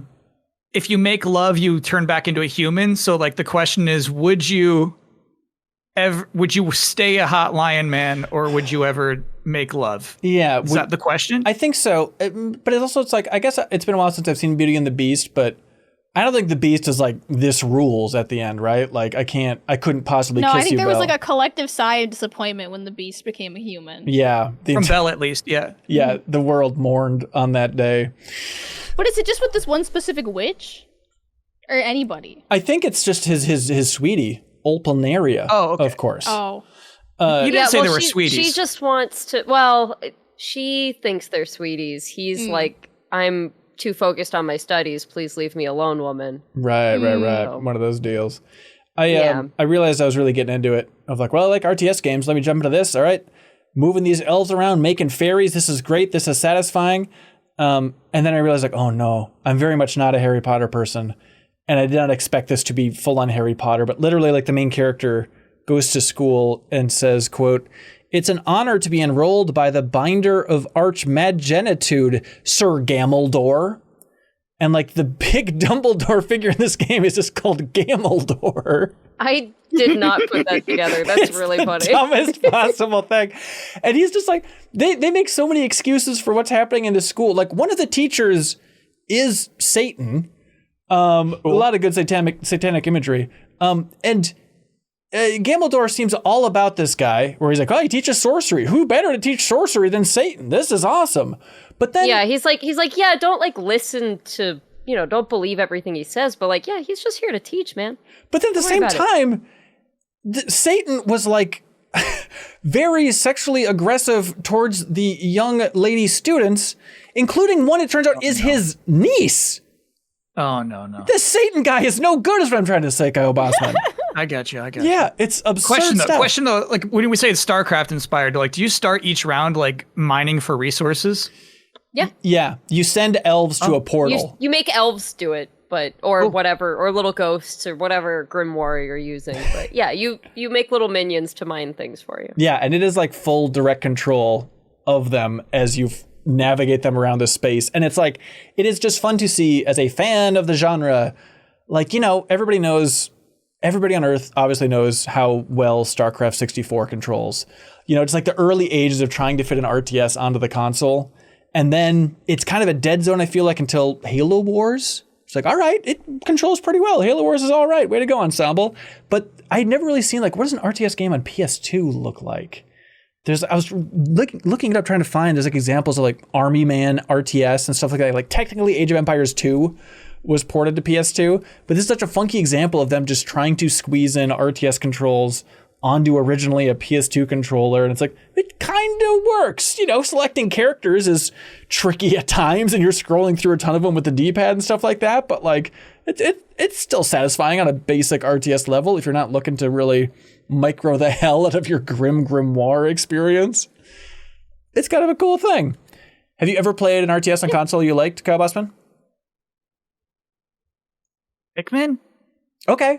Debatable. Oh. Yeah. No, I think that works. I think officially the genre would be RTS adventure or something weird like that. But yeah, I still think there's a game called Mushroom Wars. Not Mushroom Men, the Spore Wars. That's a different game on Wii, as we all know it and love it. But Mushroom Men. That's the one I was thinking of. Then I don't know what this other one is. That's what I was thinking of too. Everyone always does. There's another game called Mushroom Wars. They've released 2 of them. The second one's a little gross with some microtransaction stuff, if I remember correctly. But like that is still the best controlling. The first one is the best controlling RTS on console I've ever played, where it's just really streamlined, all on one screen, no scrolling. You're just controlling what percentage of units are moving from one building to another. And it ends up being incredibly fun if you like local multiplayer RTS games. So I guess what I'm trying to say is, Kyle, do you want to come over and play Mushroom Wars with me? No. GrimGrimoire maybe, but like we gotta skip Satan talking to his students like that. Okay. Yeah. You can just like just in case your mom walks in. Like we can't. Oh yeah, I get it. Looking at stuff like that. I get it. What if Sarah, I told you that GrimGrimoire has an IGN review from 2007 written by one Greg Miller, and he gave it an 8.4, and he said, it's hard to say, but incredibly fun to play. Why would that change anything? Now, do you want to come over and play it with me? No. Okay, great. GrimGrimoire, everybody! GrimGrimoire OnceMore! It is a nice little summer experience on the Switch 2, sitting out there. I got a fan in our porch area now, Sarah. This house has been renovated. You wouldn't believe it. It's sitting out on a little 3 Seasons porch on my Switch 2, booting up the most relevant game of all time, GrimGrimoire. It's a sweet life, let me tell you, everybody. Hey, Kyle Bosman, do you know how this whole thing operates? I have no idea. I don't get it. You don't get it? No. Weren't you like a founding member of Easy Allies and they were funded like through Patreon? I never got involved with any of that part of the business. The money? I just showed up. I get it, yeah. Turns out Patreon. This exists because people go to patreon.com/MinnMax with 2 N's, or go to Easy Ally, support them as well. But you can jump in, unlock a benefit on Patreon. We greatly appreciate it. We have a bunch of tiers as options for you, whatever level you want to find. And we should, of course, help thank all of our supporters, and also thank some of our biggest supporters, people like I Am 8-Bit. They want you to know about the vinyl mystery bundle that they have going on right now in their wonderful online store. You can get a vinyl mystery bundle, which is 5 unique I Am 8-Bit vinyl sets, or you can get physical game mystery bundles for Switch, PS5, PS4. Those come with 4 unique I Am 8-Bit exclusive edition physical games, up to $165 in value, they want you to know. So they obviously have a ton of great stuff at their wonderful online store. But if you're looking to spice it up a little bit and just say, randomize it, sucker, send some good stuff our way. I saw someone in the Discord sharing today that they did the vinyl mystery set and they were over the moon about their choices, because I Am 8-Bit, they have excellent taste. That's why we're honored to be partnered with them. And of course, you can go to I Am 8-Bit's wonderful online store and use the promo code World UFO Day. World UFO Day for 10% off of everything under $100. And you should help support I Am 8-Bit because they support the MinnMax community in a huge way by shipping a prize each and every week to whoever's the best question submitted on Patreon. And this week, whoever's the best question wins, of course. Sarah, this is no time for horse girls. The winner this Hold on, week. I'm entertaining everyone else while you read ads. Ads! These are our partners. This was an entertaining ad. This was really cool. Thanks, man. This was cool. You get Toem on Nintendo Switch, the physical exclusive edition, thanks to I Am 8-Bit. Whoever is the best question, submit over there on Patreon. Greatly appreciate it. Oh, Crowboy, they say that their vinyl collection arrived yesterday. Awesome. There you go, Crowboy. Love it. All right, community questions. Here we go. Michael Rurson. Bosman, you look like you're ready to explode? Why do you always say that to me? Because I'm studying your face for every minute of this podcast. I don't know if you're aware of that. And you piped up like you're ready to sing an opera tune. I got nervous because there was a notification on Sarah's phone that said something about Houthis in London, and I was like, "Oh no!" That's the group chat. That's the group chat. Okay, all right. That's mainly what they're talking about. Which I will now be asking them to rename because that's happened to me multiple times. Great. Hey, Michael Rorson writes in.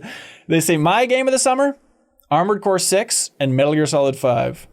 That's a cool person combo, Michael. They say my question is, what would it take for you all to become mecha sickos? It's a really big genre, but it feels like no one I know in America thinks it's cool. And also a lot of people I know just think that robots are lame for some reason. Give me names. Excuse me? Who thinks robots are lame? Yeah. Come on, Does Michael. 13 Sentinels count? Yes. I think so. Yeah. Okay, then I'm a mecha sicko. Okay. And I don't like mechs. I don't like the 13 Sentinels mechs either. Sarah, you're in the credits. You worked on Xenoblade Chronicles X. You're not allowed to say you don't like mechs. That's the most mechy ass game of all time. Wait, Ben, it's not because you. I don't know how to communicate to you that when you work on a game in the video game industry, it doesn't mean you like that game. Hey, you cannot say that on a podcast about a Xenoblade game. Are you nuts? I can say that. I have worked on a lot of games that I don't personally like. All right, you're lucky I'm editing this podcast because I'm taking that right out because we can't let the world know that. So there's nothing that'll make you a mecha sicko? I think I've just been burned one too many times by mechs. You know? Like, I do think that they're cool, but like, the 13 Sentinel mechs, why are the high schoolers naked? A lot of mech animes, like Darling in the Franxx. You're like, why are they mounting women to ride the mechs? Right. Like, I feel like mechs, I feel like sometimes they do it to themselves, you know? Like, I think in a world where, like, mechs would be popular, I would need them to look a lot cuter. I feel like. I would need them to be, like, really cutesy. And I would need them to be, I don't know. It's just, I feel like they're just so one note. I would like to see the mech genre, like shaken up a little bit that isn't just, like, we need to defend the world against evil with these giant mechs. Like, I need a new take. I need a fresh take. Yeah. There's, like, some Gundam chibi stuff, right? Do you think those guys are cute? I haven't seen them, but, like, I'm sure like that they SD are. Gundam? Yeah. Maybe. Yeah. Okay. I don't know. I just think, you know, they can get pretty one note, in my opinion. I hear you. What's insane about this is that it's like actually really good feedback, because I was thinking the whole time we're talking about the horse racing game. Yeah. the reason I think like it is successful, right, as opposed to like regular horses, is that they can demonstrate so much personality, each individual character, right? And so like when you say that like most mechs are kind of one note, I kind of hear you. I kind of hear you with that. I think of like maybe like Gundam Wing is the coolest example of like 5 dudes who all have their own thing going on, and like the 5 different Gundams. Zoids? Zoids. Yeah. But even in these 2 cases, right? I feel like the mechs themselves are one note, that they do all kind of, the robot forms themselves have one personality, you know?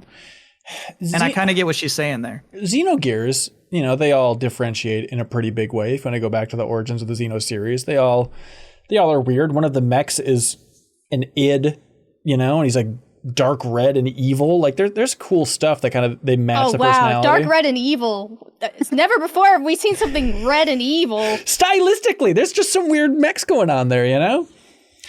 Which, by the way, it was a big deal back at Game Informer. We got God, legally, I don't remember exactly what it was. Cease and desist or something. But we got a letter at some point saying you can't call these mechs in your magazine. Like that is a copywritten term. If you were referring to mechs, you have to refer only to one thing.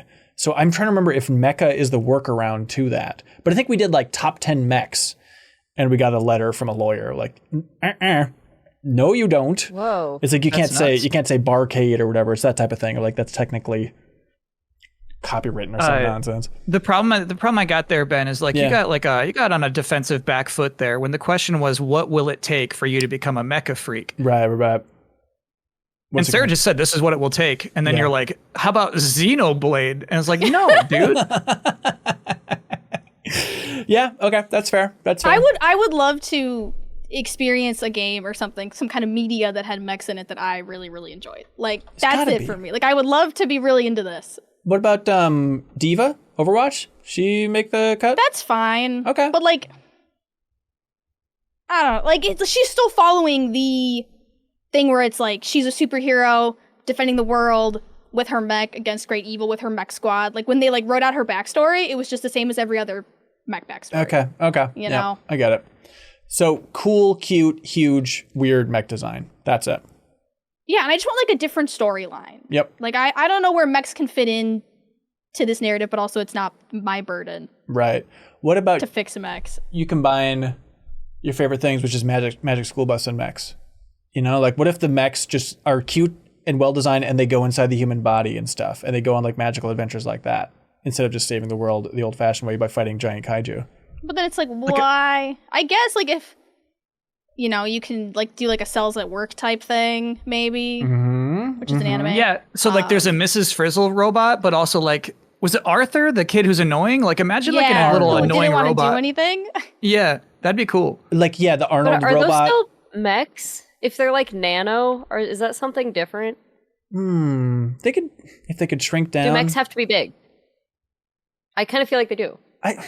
They do, but if they are naturally big, shrunken down into a Magic School Bus like size, you know, that doesn't change what they are before. Right. It's all magic. Nate Voris writes in, of course, and says, with the horse girl gotcha now out in the West, how long until there's an anthropomorphic airplane gotcha for Sarah the Plane Guy? I feel like there is. Is there? I feel like there might be anime girl warplanes. Yeah, there's like... Am I crazy in thinking that? Well, there's an anime girl tanks thing, for sure. I think it might literally be called Tank Girls, unless that's a different thing. It might be a different confusing different thing, yeah. Are you thinking of Planes, Fire, and Rescue, the Disney film, Sarah? Are they humanoid? They're humanoidish. They have eyeballs. Oh, yeah, there's anime boat girls. I know there's, like, anime war vehicles. Okay. Of some kind. Warmer. So it's possible? I mean, I think at this point in our society, anything is possible. I love it. Christian Hall writes in and says, hey, MinnMax, with games like Peak getting so popular and Big Walk releasing next year, I was wondering, why is proximity chat so fun? Why is it more fun than just chatting with someone in person?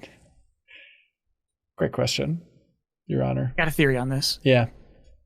I think it makes the virtual world you're in more tangible. Yes, that's right. I think I think it makes you in the space of your screen. Like, you know what I mean? It'll kind of like remove some layer of that. Like you are really in that space that's on your screen a little more with proximity chat.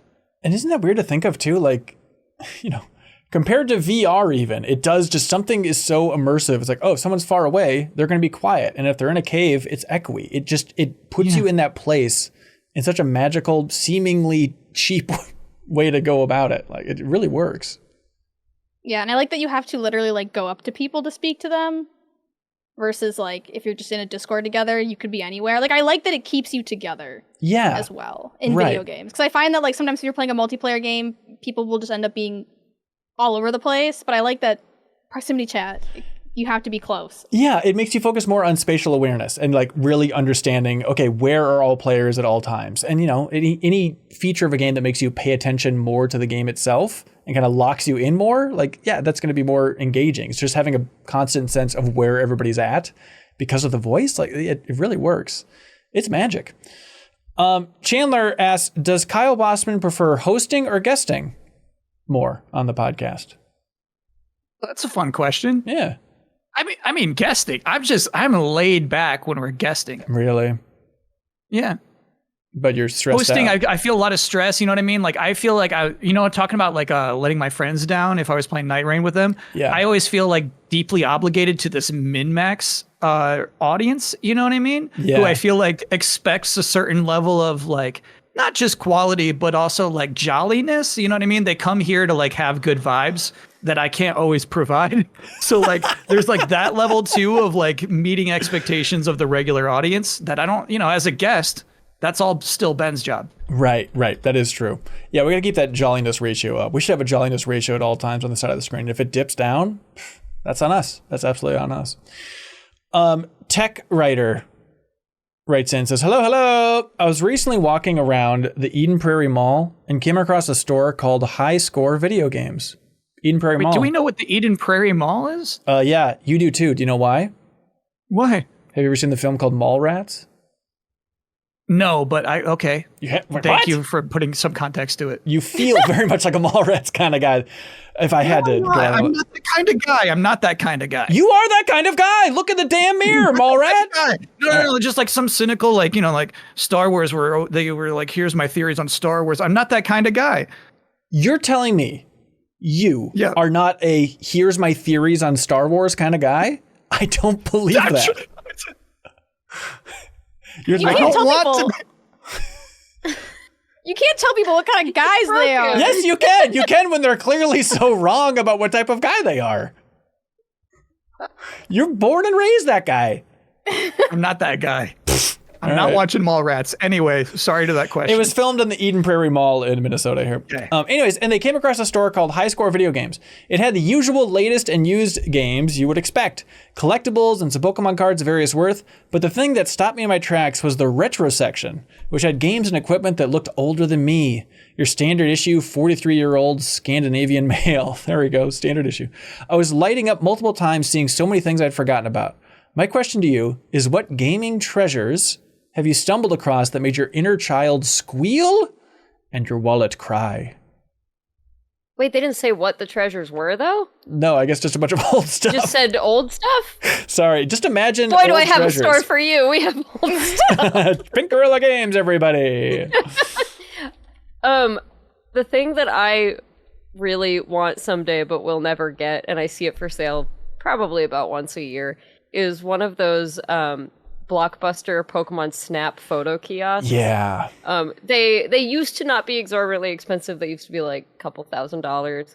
They're like $20,000 now. Really? And like just the little keychain and key combo to like open the little lockbox on it because it came with its own unique keychain. That thing's worth like $500. So it's just like, it doesn't matter how rich I get. Like that's not, I don't love it that much. I never will, even if money becomes no object. But it does, every time I see one, I'm like, but what if I could print my Pokemon Snap photos on demand from the little kiosk? Because my mom never let me we never did that. Oh, there's got to be some gross workaround. I guess you could just buy a printer Well, yeah, I mean, like I There's can some just print them, But but imagine that's how not, shallow. that's not the same No, thing. I get it. It was It's free. They charged people to come up and print those? I don't remember. Maybe they thought that didn't, it and my was, mom like- just didn't know that. I thought that it was free, but like you going to Blockbuster, like it insinuated that you would like rent something. I wasn't around when that. Yeah, happened. maybe I just like I was pretty young, so I don't Yeah. know if they charged or if my mom just thought They they had to have charged. charged. yeah. For free. Or you like, had to just have rented their copy of Pokemon Snap or something, because I had my own copy of Pokemon Snap, so it maybe just like didn't work that way, and Right. maybe that was just our local Blockbuster. I have no idea, but God. it always called to me. Serious question though, did you actually have some photos that you thought were good enough to print on your save file? It's not really about that. It's more that like, well, actually there's two parts to this. I lived in Detroit at the time, and I lived in a town in Detroit called Novi, or near Detroit called Novi, where for whatever reason had a very like large population of Japanese people. So we had a lot of like import stores before that was the kind of thing that like you can find in most cities now. Right. So a thing that was very popular when I was in elementary school, presumably because it was very popular in Japan, was sticker collecting. So we all had like little sticker books, and there were certain stickers that were like really cool and sought after, and there were some like I had a Hamtaro sticker before Hamtaro came out in the States. Like that Whoa. was really cool. That's That made me insane. really cool. Yeah. So I just feel like having Pokemon Snap stickers in that sticker book, like that would have really like absolutely. these aren't ones you could buy. These are Right. like I made these stickers, and that would have been really cool. Custom as it gets. That would have been sweet. Like, yeah, I would have been the most popular girl in school. there's no doubt about it. How old were you, Kelsey, when you lived in Novi?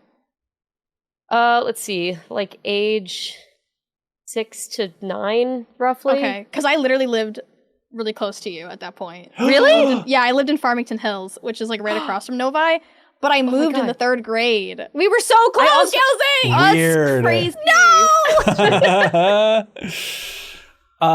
Yeah, Kelsey, she has an interesting life where I think we're in Portland and we're playing a Rhythm Heaven arcade game where I told you that they had the arcade cabinet for Rhythm Heaven at the Portland Retro Gaming Expo. And Kelsey's like, oh, I have one of those. It's just sitting in storage right now, but I actually own Rhythm Heaven arcade. Around the other day and look at it and like feel the shame. It does not, Ben, it does not fit through my door.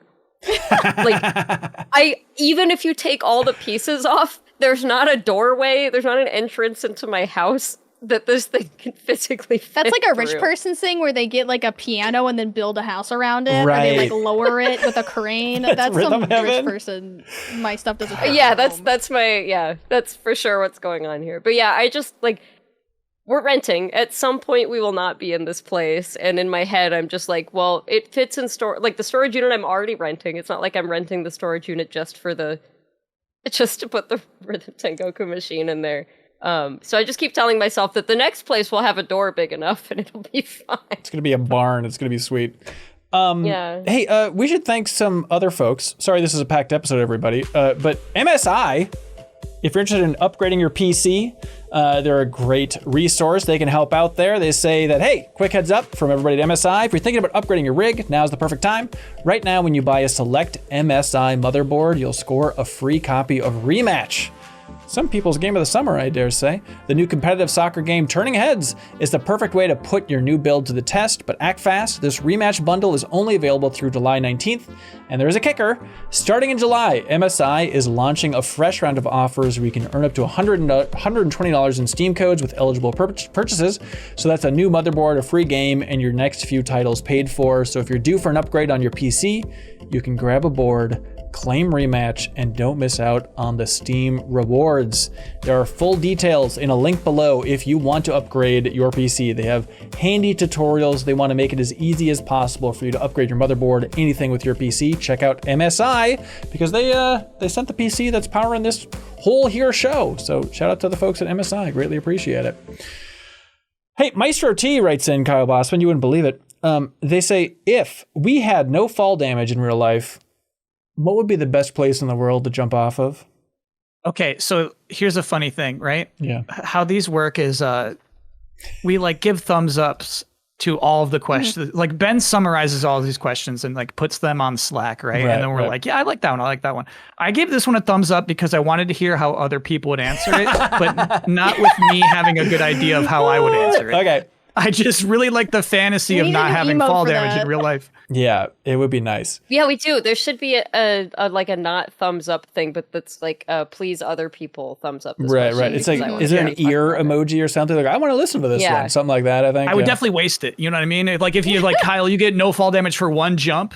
You know what I mean? I would be like, okay, I feel like I would forget and trip or something. Like yeah, you count the trip. I think instead of like, hey, I'm going to jump off Mount Everest, because everybody knows there's that really clean spot where you can jump right off Mount Everest. But like, I think the sweetest thing to do with this is parkour. Is like go to like some downtown cityscape and just that feeling of like, can I actually get from this building to that building? If there's no fall damage, that's the sweet spot. Because you've always wondered. Yeah. It's like when you see people doing like those chase in movies on the rooftops, they make it look so easy, but it's like, could I? Or when you see people kind of like in the movies like Wakes, they hit like a cliff end and you're like, jump! Yep. But it's like, would I be able to make? I'm doing a lot of backseat jump, like for someone who probably also wouldn't make the jump. There's no fall damage, but can you still like, if you're doing parkour, can you still like, hit your face on the ledge of the building because you didn't quite make it? That would include damage though, right? It would, but okay, look, if I can jump from one building to another and maybe scrape up my face a little bit, I'll take that hit. That's nothing compared to the thrill. You're doing like a full jump that you're not scraping your face up a little bit. You'd be like full weight. He'll put a helmet on. He'll put a helmet on. Yeah, would it be like Portal rules where Chell just has the weird little springy feet? Like, is that all? That's all I have is super springy feet? Because that's I assume tricky. it's like Nightreign, no fall damage, where you can jump from like cliffs and no fall damage. Oh, I don't think I'd want to do this because I'm already like afraid of heights and I don't like the feeling of falling. Mm-hmm. Yeah. So I just don't think like it's cool that I wouldn't die if I fell off of a building or jumped off of a building, but like I would still be having a really bad time the entire way down. So yeah, I feel like I would only do it to save time, right? So when you have to like get down a bunch of stairs, but there's like a middle part. Yeah. I've always wanted to jump into the middle, and I know I would die, but like I always get like the thought that it's like, damn, if I could just jump, this would save me so much time. Yeah. Rather than like doing the spiral. You go down the stairs and like the spirals. Yeah. That's even regular stairs, even an escalator, really, you could just jump off the side. Yeah. Save so much time. Oh, yeah. We should do this, you guys. Aging Poorly, they write in, they say, hey, let's play higher or lower. I'll give you a topic and a number. You give whether you think the actual number will be higher or lower. Kyle Bosman, the number of words said by Link in the upcoming Zelda movie, and they say 9.5 words. Way higher. You think he's going to be? He's going to be a little chatterbox. Yep, I think that's right. Number of playable characters, Kyle Bosman, in the main story of Resident Evil Requiem. Is it just me doing this? Excuse me? Yeah. Apparently. Do other people want to do it? Okay. No one else gave it a thumbs up, so I thought everyone else was allergic to this question. Is that how this works? We don't get to participate? I did not. I did the math, and I thought, I don't know if Kelsey or Sarah would be as compelled by any of these as Kyle Bosman would. Continue. Sarah Podzorski, the number of playable characters in the main story of Resident Evil Requiem, 1.5. Are you going above or below 1.5? What's the 0.5? You'll occasionally, like for a chapter, be somebody else? Well, I think the 0.5 is really just so it makes sense for betting. Is that when like Chris Redfield shows up at the end or something? I feel like high. No, that would I feel like it'll be maybe 2. It's going to be 2? Okay. Now, their official wording, because everyone's saying Leon's going to be in this, Leon's going to be in this. Their official wording is, no, because Leon wouldn't be scared. I want to unpack that. Yeah. The developer saying nobody wants to watch Leon Kennedy be scared. And it's like, excuse me, like my TikTok Leon Kennedy whimper edits beg to differ. And the fact that they're like, oh, we know like like Leon Kennedy wouldn't be scared. We needed someone who wouldn't be scared. And then it cuts to the woman being terrified. Right. I'm like, I feel like maybe there's a discussion I'm missing here or something about why you prefer a woman in fear. It adds more to it. I don't know. It was just weird. Yeah. I mean, their wording, they're not ruling out Leon. They're not saying Leon isn't in the game. They said he wouldn't be scared if he was. Right. You could torture Leon. You could tie him to this board upside down and he would not scream. Right. Is what they're He saying. would look too serious. Is he in Resident Evil 4? Because it's probably fresher on our minds. Is there ever a period where he's actually visibly scared? No. I feel like That's so he should weird. be in several situations. Yes, he should be. But like, maybe if I could like, free cam zoom in like as the chainsaw man is going after his head, maybe he has like a little bit of a wince, something there. I feel like he mostly got annoyed. Yeah, right. Right? Different thing. Yeah. Kelsey Lewin, Metacritic for Silk Song, 89.5. Higher or lower? I'm gonna go higher, but I don't know what did Hollow Knight have? I bet it's not. I guess it's like 93. Do you think? Yeah. I feel like it's gonna be one of those things where, well, I don't know. I think it could be one of those things where people have waited so long that they're mad at it, and so they like give retaliatory I think so. scores on Metacritic, or it could be the opposite, and they're like, I've been telling myself this is the second coming of Jesus for so long that like it has to be, and it kind of doesn't matter how good the game is or is not. And we don't know that it actually isn't the second coming of Jesus. They haven't really revealed that in any of the trailers yet, but it's at 90 apparently for Hollow Knight, the original. 90. So yeah. Okay, Bosman, number of full-length songs sung by Pauline in Donkey Kong Bonanza, 2.5. We going higher? Full length is, I'm going to say 2.5 minutes. Do we say 1 minute still full length? Maybe. I feel like for a video game, yes. Okay. Here's. I think if I look up the YouTube version of it, like if I looked up the YouTube version of like Jump Up Superstar or whatever, like that has to be. That can be 2.5 minutes, even if in the game it's only like a minute, Okay. All right. Again, I haven't seen the direct, right? But I'm going to assume like there's one towards the opening, even before you see Donkey Kong, maybe like in the opening credits, there's a song. Interesting. Sung by Pauline. Yeah. Then maybe when you're meeting her, there's going to be another one. But again, full length is wild. Yeah. Now, you got to have a lot of patience just to watch this little character sing a whole song to you. Yep. So I'm going to, you know what? I'm going to say one. I'll say one. There has so to be a closing song, though. Absolutely. Right? Absolutely. Won't there be like an ending credit song that she'll sing too? Yep. I feel like Do you we think heard she'll it. do a Pauline, like, it won't be the DK rap, but do you think she may do like a version Oh, lordy. of a DK rap? Right. I just hope they don't. That's all I'll say. I hope they fight that impulse. But it's like the Tamagotchi one where it's like all positive and about how cool and strong. Actually, I guess that is what the DK rap is. Never mind. But if it's just like, if this is just a prequel and it's her teaching Donkey Kong the Donkey Kong rap, like she's the one who actually wrote it, like she's like being introduced to his friends and she's like, Diddy, I'm trying to remember how the Donkey Kong rap goes, like peanuts, pineapple shells, or whatever the hell the lines are. Like if she's just piecing together all these characters, like, okay, so you're like the leader of the bunch. I mean, I can see the scene happening. It's popping in my mind right now. If he shoots ya, it's gonna hurt. Right. Yeah. Like she sees all these little moments and you see her just like with a quill in the back of the cave at certain points of the game, writing down her experience. And then at the end, I hate this. they reveal that's what she's been doing the whole time. It's beautiful. Poofy Doo, and they're still not going to give Grant Kirkhope a dime for it. I am confident on that front. Poofy Doo wrote in and they say, are the announced Animal Crossing Crocs completely random? Or could this mean that next Animal Crossing is also dropping? No, because they've been licensing Animal Crossing stuff for years. But Sarah, most of them say New Horizons on it. They have not been doing. Yeah, there's not been a lot of merch that specifically does not say New Horizons on it. So I don't think the game is out next year. But I do think, I mean, they're obviously going to make another Animal Crossing. Like that was one of the most successful games ever. They're clearly going to make another one, but Is the Lego stuff New Horizons? I think so because it has the boat, it has the air. You're right. It's very particular. Yeah. So it is, and I did check out these Crocs, and they're very generic. I would almost say like more reminiscent of the older Animal Crossing style. I'm not a Crocs person, but some of the like little gibbets, is that what they're called? Little charms. They're like they're just the item icons as opposed to like what they've mostly been doing with stuff, which is like the same 5 villagers over and over again and everything. And they have some villagers, but they also just have like the clothing icon, which is just like the pink and white striped shirt, Right. and the backpack icon, and those to me are like more interesting and more Animal Crossing as a concept than like relating to a specific game. Are you excited about these as the queen of Animal Crossing? You buying these Crocs?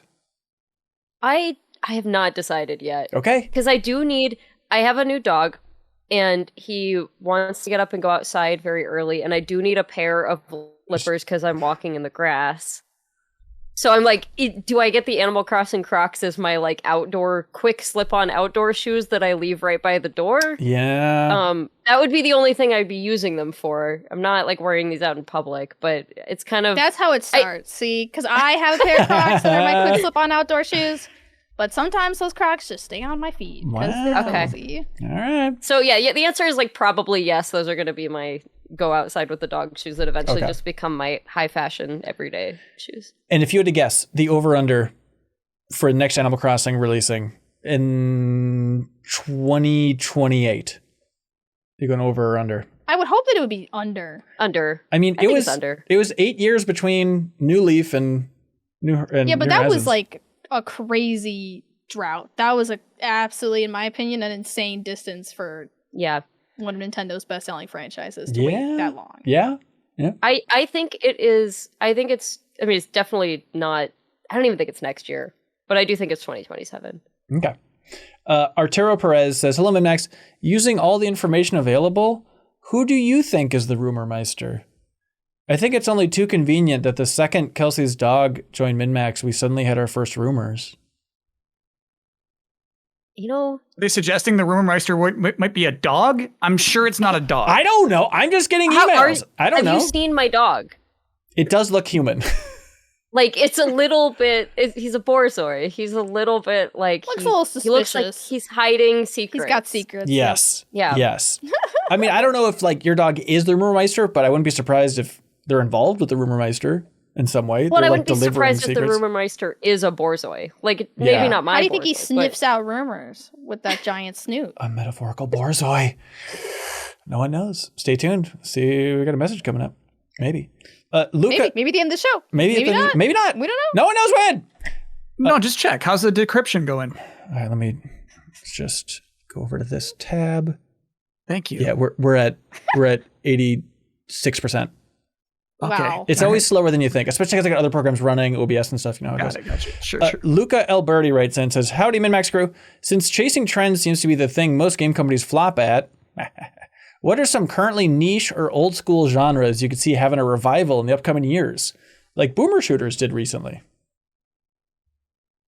I still think that visual novels are like prime for becoming more mainstream. That's an interesting guess. Yeah, I like it. Because it's just like I'm not saying like the one I'm playing or anything, but I do think like more just bite-sized. You don't have to do a lot of like pass fail, skill-based things. You're just like mostly clicking through an interesting story. I'm surprised that's not a bigger thing. I was Yeah. thinking At this about point. that too when Date Everything came out and seeing Yeah. everyone sort of flock to it and people being interested in like the multiple endings and the different characters and like trying to figure out how to get different character endings. I was like, I hope like visual novels and then I hope also dating sims, I think. Yeah. Maybe we might see more of those. Yeah, I'm trying to think of like the stabs at like going mainstream with visual novels, like The Murder of Sonic the Hedgehog. I mean, it was kind of like a quirky little April Fool's thing, but like that was trying to apply like a big license to that genre. Even like Tron, like not Catalyst, but the game Identity that came out before from Bithell Games, like that was kind of visual novel-y. Like there's dabblings with bigger IP, but no one I feel like has gone all out. But I don't know what going all out with a visual novel looks like. Like Last of Us Part 3 is a visual novel. Here you go. Yeah, I mean it's more just like because they have obviously they are popular within themselves. Yeah, like there right. is a group of people who love visual novels, but yeah, something that kind of breaks containment and becomes like in the same way that like a Netflix show might break containment and become the thing everybody is watching. Like I'm just surprised there hasn't been a visual novel that like everyone played because they're like, the story in this one's so good. You gotta try it. Yeah, you want like your HQ level momentum, but for a visual novel. Of like something on mobile, even that like all of society is talking about that playing. trivia mobile game. Thank you for translating. Okay, yeah, I did not understand. Yeah, the what? reference, but You want like a Scott Rogowski I'm visual sorry, you're novel. swinging and missing so much. The story of my Wrong life. audience for all these No references. kidding. Earth is my wrong audience. Crab Palace writes in, they say, it's been 4 years since Before Your Eyes released. Have we seen as big of an innovation in controls since? And also, Sorry, okay, go ahead. Yes, sir. Well, don't step on Crab Palace. They say, also, when are they releasing the sequel? Before Your Nose. Okay, they probably could have left that out. So I need some background on Before Your Eyes. What is unique about the control scheme of that game? Oh my Real God. Ben. Right this way, sir. Come on Before Your Eyes. 2021, this is game like released. one of Ben's favorite games. I right? love Before Your Oh, Eyes. Where it uses your webcam and it uses your blinking in the game. Where the idea of the story of Before Your Eyes is you are playing through the life of a person and starting out as a little baby. And every time you blink in real life, your life jumps forward through time. Oh, bro, that's anxiety inducing. Yes. That's crazy. Yes. And so it's like, oh, this is a really compelling scene. I want to see what happens, but like, I got to blink. And then bam, like, you're hearing your mom and dad argue in the next room. It's like, what is this about? Blink. All right, I guess we're moving on. Now we're 4 years old and now we're 12 years old.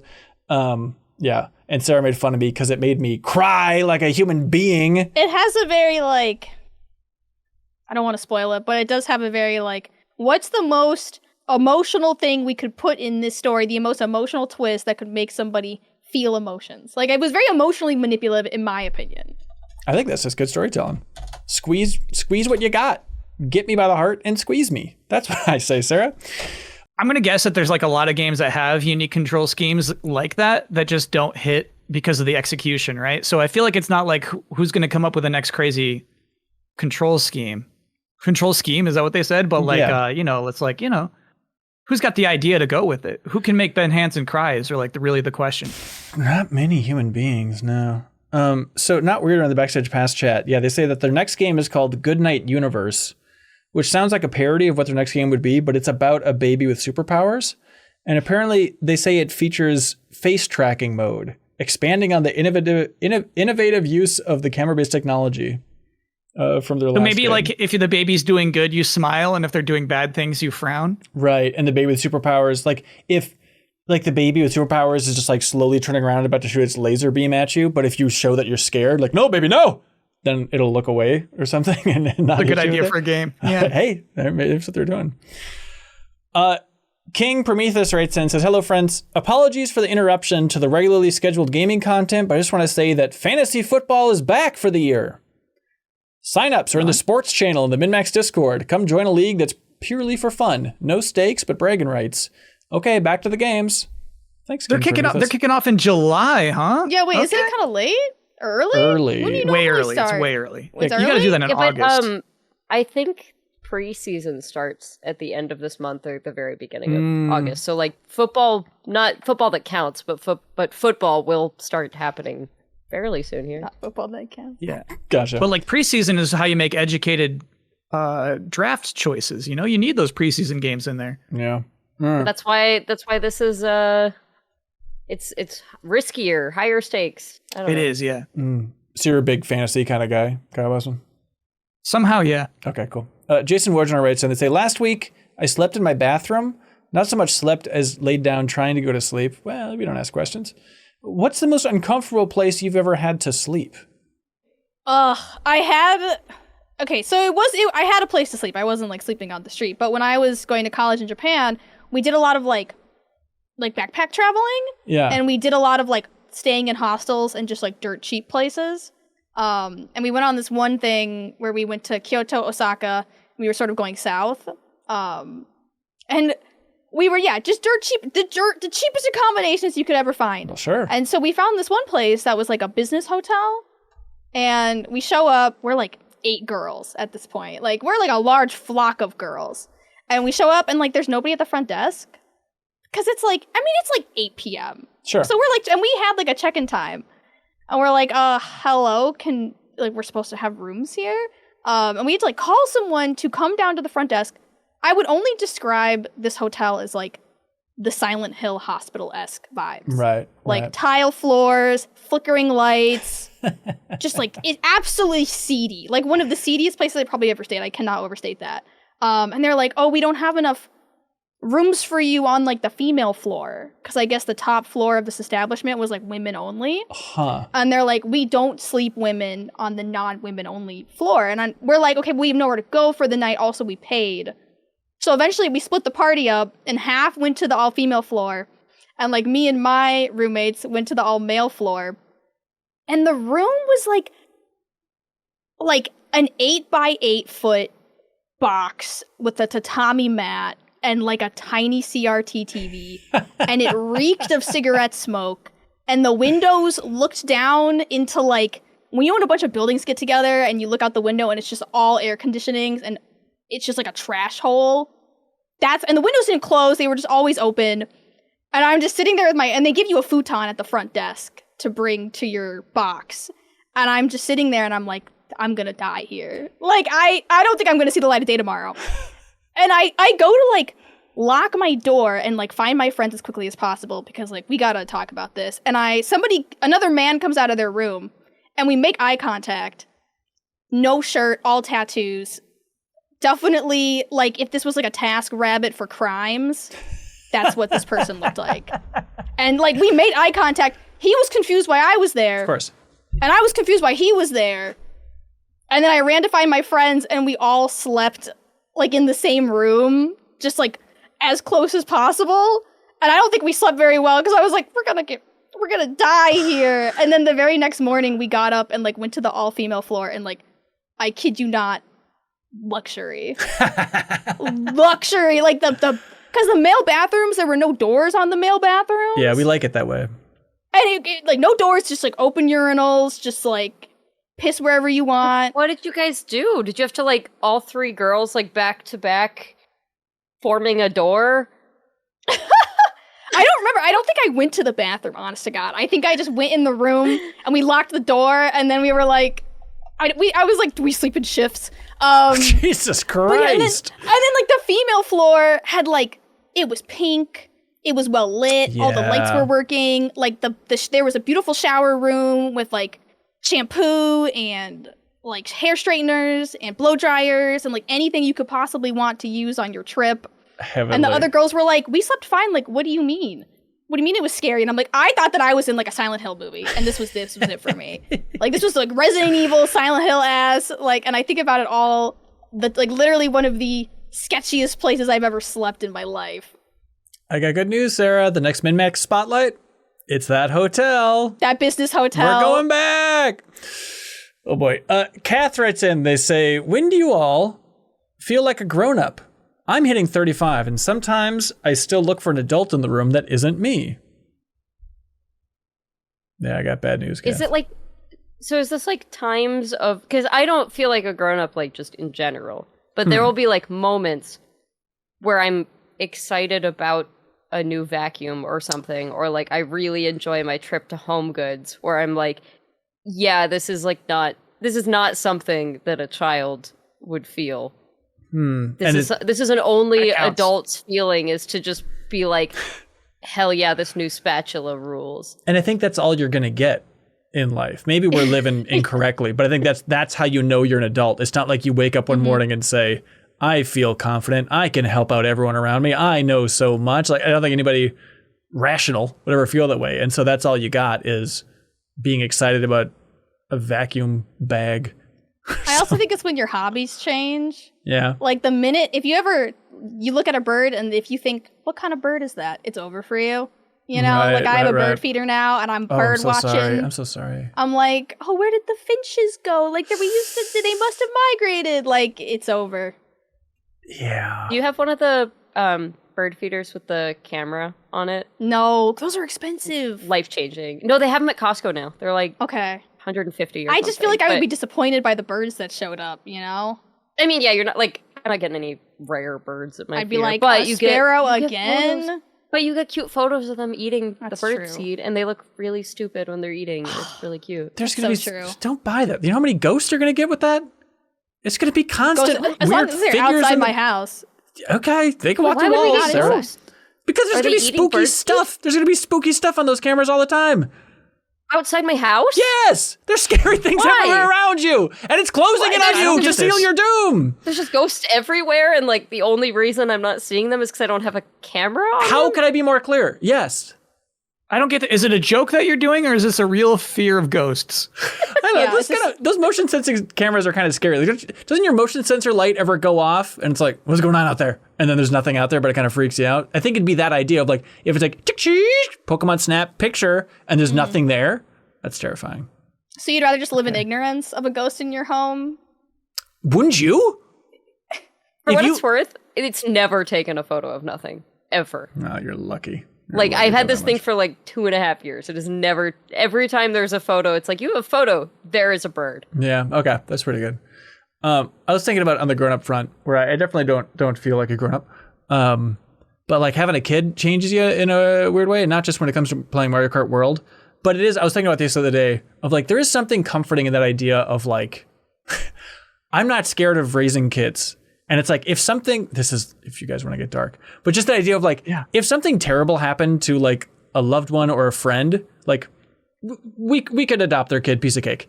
You know, just that idea of like, it's no longer like an insurmountable thing of just kind of like, yeah, I could do that. I could raise another human being. I got it. I know I'm only 2 years in and it's not like a Whoa. big thing, but it's like, it's just a nice You feeling. are an adult. Yeah, I guess that's it, right?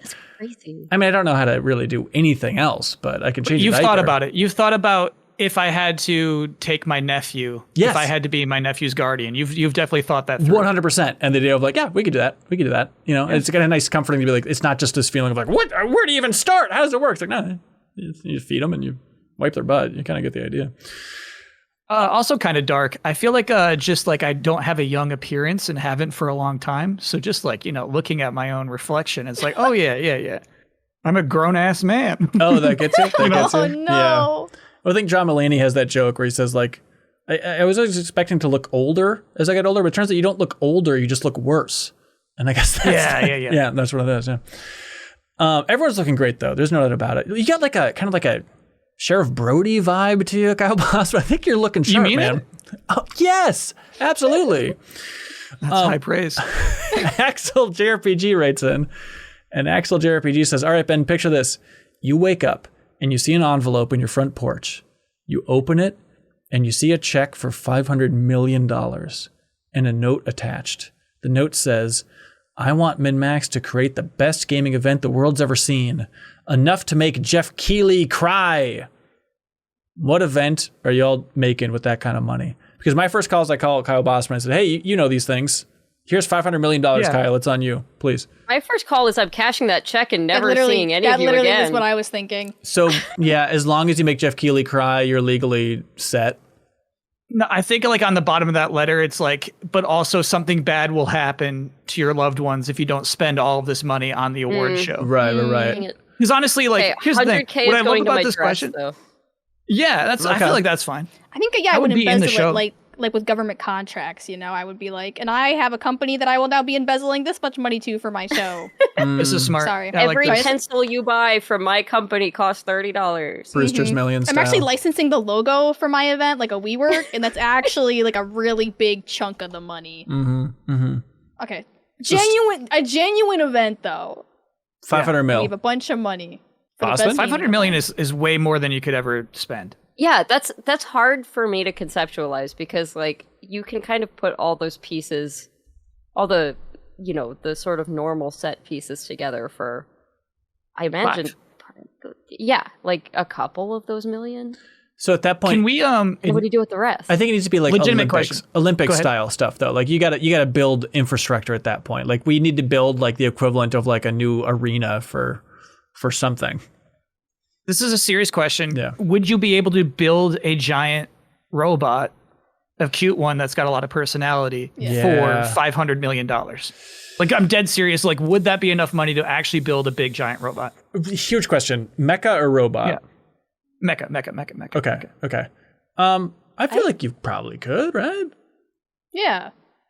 Yeah, there's got to be some just engineering firm that's like, yeah, we'll take on this contract for, I don't know, people have built, it has happened before that someone's built a mech, right? Yeah, I mean, there's like the life-size Nobody's Gundam built a and stuff. Gundam. You know, nobody's built a Gundam that actually like walks. Right.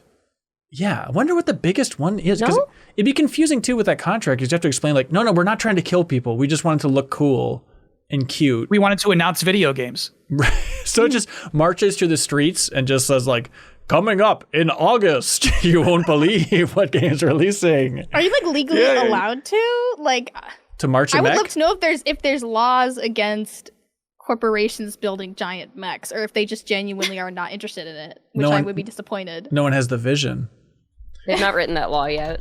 Hang on, let's look this up. What's the biggest mech ever built? Well, there's like the ones in Odaiba that are just like giant Gundams. Exactly. But it doesn't move. Like, it moves a little bit, but it doesn't like walk or talk or like. Yeah. Because I think all you need for it to do is like be able to move all of its limbs, right? Like walk and give a thumbs up. Yeah, like it doesn't have to do the like weird mech thing where, you know, if the mech feels pain, you feel pain kind of thing. Like it doesn't have to be like ready for combat. Yeah. It wouldn't be bad though. I think it'd be a feature if the mech feels pain and I feel pain. We should consider it. I found a YouTube video that's called I Piloted the World's Largest Mech. Very disappointing. Is it even that big? No, it's like a little crab thing. It's not great. We're really letting society down on this front. This is a bummer. Yeah. I think you're better off retrofitting that Gundam that's in Odaiba. Let's just try and get that thing moving. Like that. Some real bones in it. Yeah, it's got to look cool, man.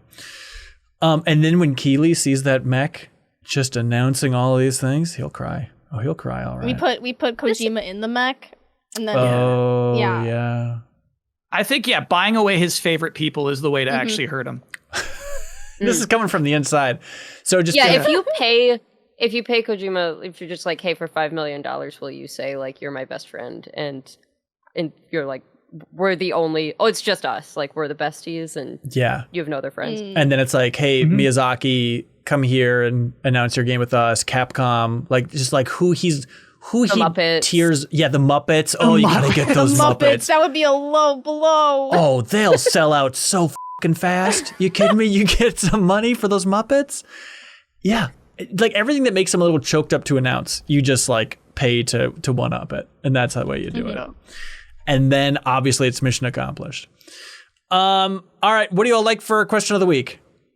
Collectibles, like proximity chat. I like it when somebody's like, you know, a question about something that's of the time, you know? Yeah. If somebody's listening to this podcast 5 years from now, that might be like a cool one to listen to again. Yeah, I can get behind it. You all like that one? Other preferences? Yeah. Great. Proximity chat. Congratulations, Christian Hall. You just won Toem on Switch thanks to I'm 8-Bit. Now it's time for something that we love to call Get a Load of This.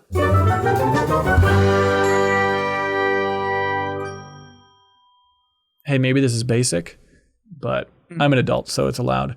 Get a load of this, everybody. There's a Blue Sky post that explains that if you hold control, it will pause Task Manager so the processes don't move around when you're sorting by resource usage.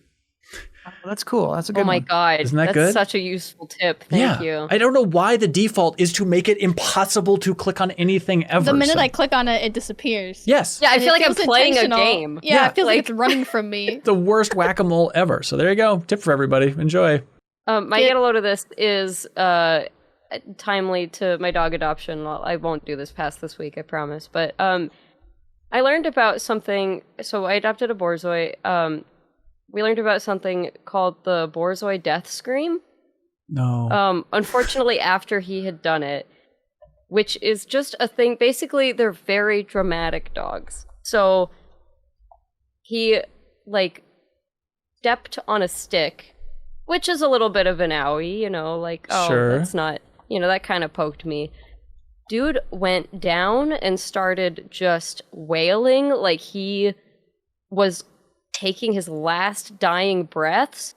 We were so freaked out. Like, I have never panicked that much in my life. Like, ran out trying to, you know, like move his limbs, see like what broke, whatever. Completely fine. He just got back up and walked away. Like, this is apparently just a thing they do. They like, stub their little Borzoi toe and then wail like they are dying. Perfect. Love it. Do you have a link in the description? I will. Yeah, I have a link of another, not of my dog doing it, but I have a link of someone else's Borzoi doing it. Perfect. Yeah, because this is messed up, but I want you to I want to know what it sounds like. Is it like a yip or more like a...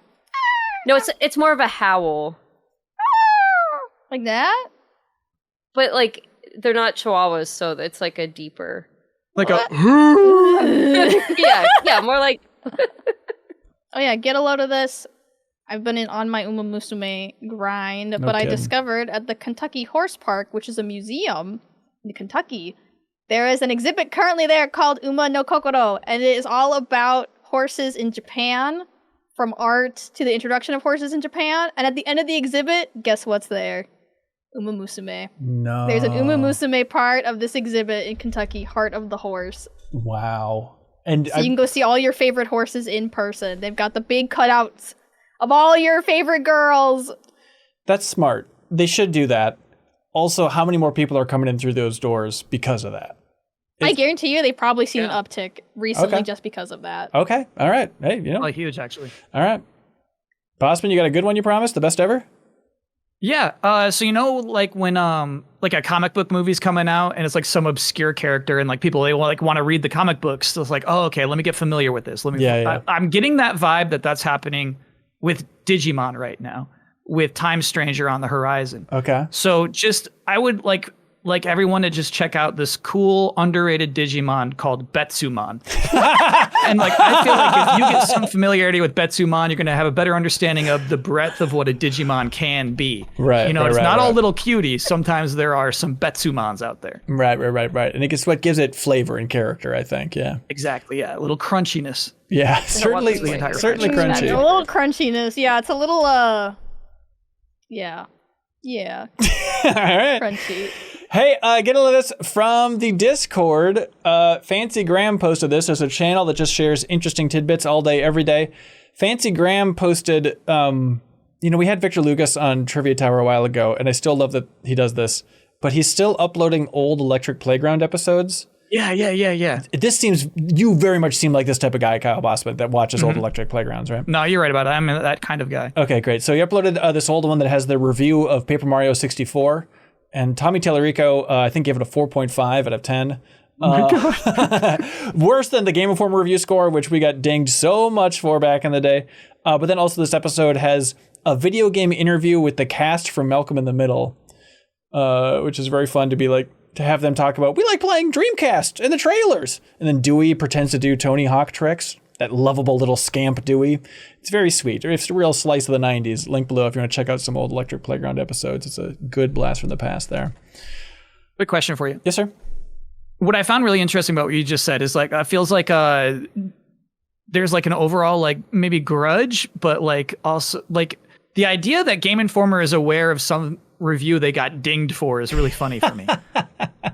So would it be like letters that are coming in at the time where like people are upset about it and like that just gets whispered? Because you didn't work at there when the Paper Mario came out. No, it would have been 2004 or something? No, but it was legend. So yeah, they just got so much hate mail apparently that it had an impact, or I guess there is still... That's what I'm asking you, yeah. Yeah, but also I think it rippled inside because it all started... because we talked about, I think, in the Game 4 reunion episode, but like the reviewers went into the forums in 2004 or whatever, and they made the mistake of saying something truly idiotic where one of them said, and bless their heart, they said, well, look, we like the game. We like playing it, but that's not what a review is. A review is us trying to guess whether you're going to like the game. So we didn't think that people would like it because it's too kiddie.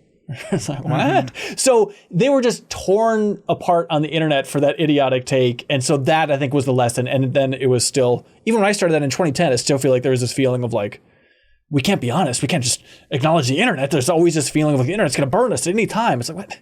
Because you didn't have a review policy in 2004 and like you didn't talk about what reviews were once. We shouldn't be scared of the internet to that level, everybody. So, it's one of those sagas. Good times.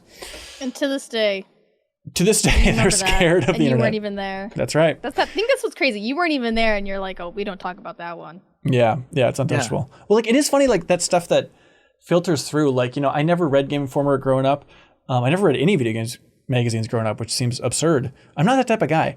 But what I knew about Game Informer before I started working there was like they hated Paper Mario and they didn't know who Pit was. Because there was an article with Smash Brothers Brawl where it's breaking down all the characters. And then for the Pit one, it said like, it's weird for Nintendo to include all these classic characters and then invent one new one. And it wasn't until that I got to Game Informer that Jeff Cork, dear friend Jeff Cork, he's like, yeah, I wrote that. It was a fucking joke. Like, of course I knew who Pit was, but like, okay, that's good. Yeah, that's a good bit then. Yeah, in text, it just did not come through. So it was like all, the forums lighting him up for like, how do you not know who Pit is? He's iconic, all that good stuff. That's a good bit. Oh. Do you guys see this? Did you hear that? Encryption's done. Oh, okay. Rumor Meister, everybody. You ready for this? Dude, I'm so just ready. At the end of the episode, like you said it would be. It's crazy that we can time that so well. Why do you think we went on and on about some of those games? We didn't need to talk about GrimGrimoire OnceMore. I was just trying to pad out time so we could finish this in the episode. Okay, Rumor Meister, second message. This is some hot rumors from the internet. I have not heard this, obviously, so here we go. Let's jump into this. Ah, yes.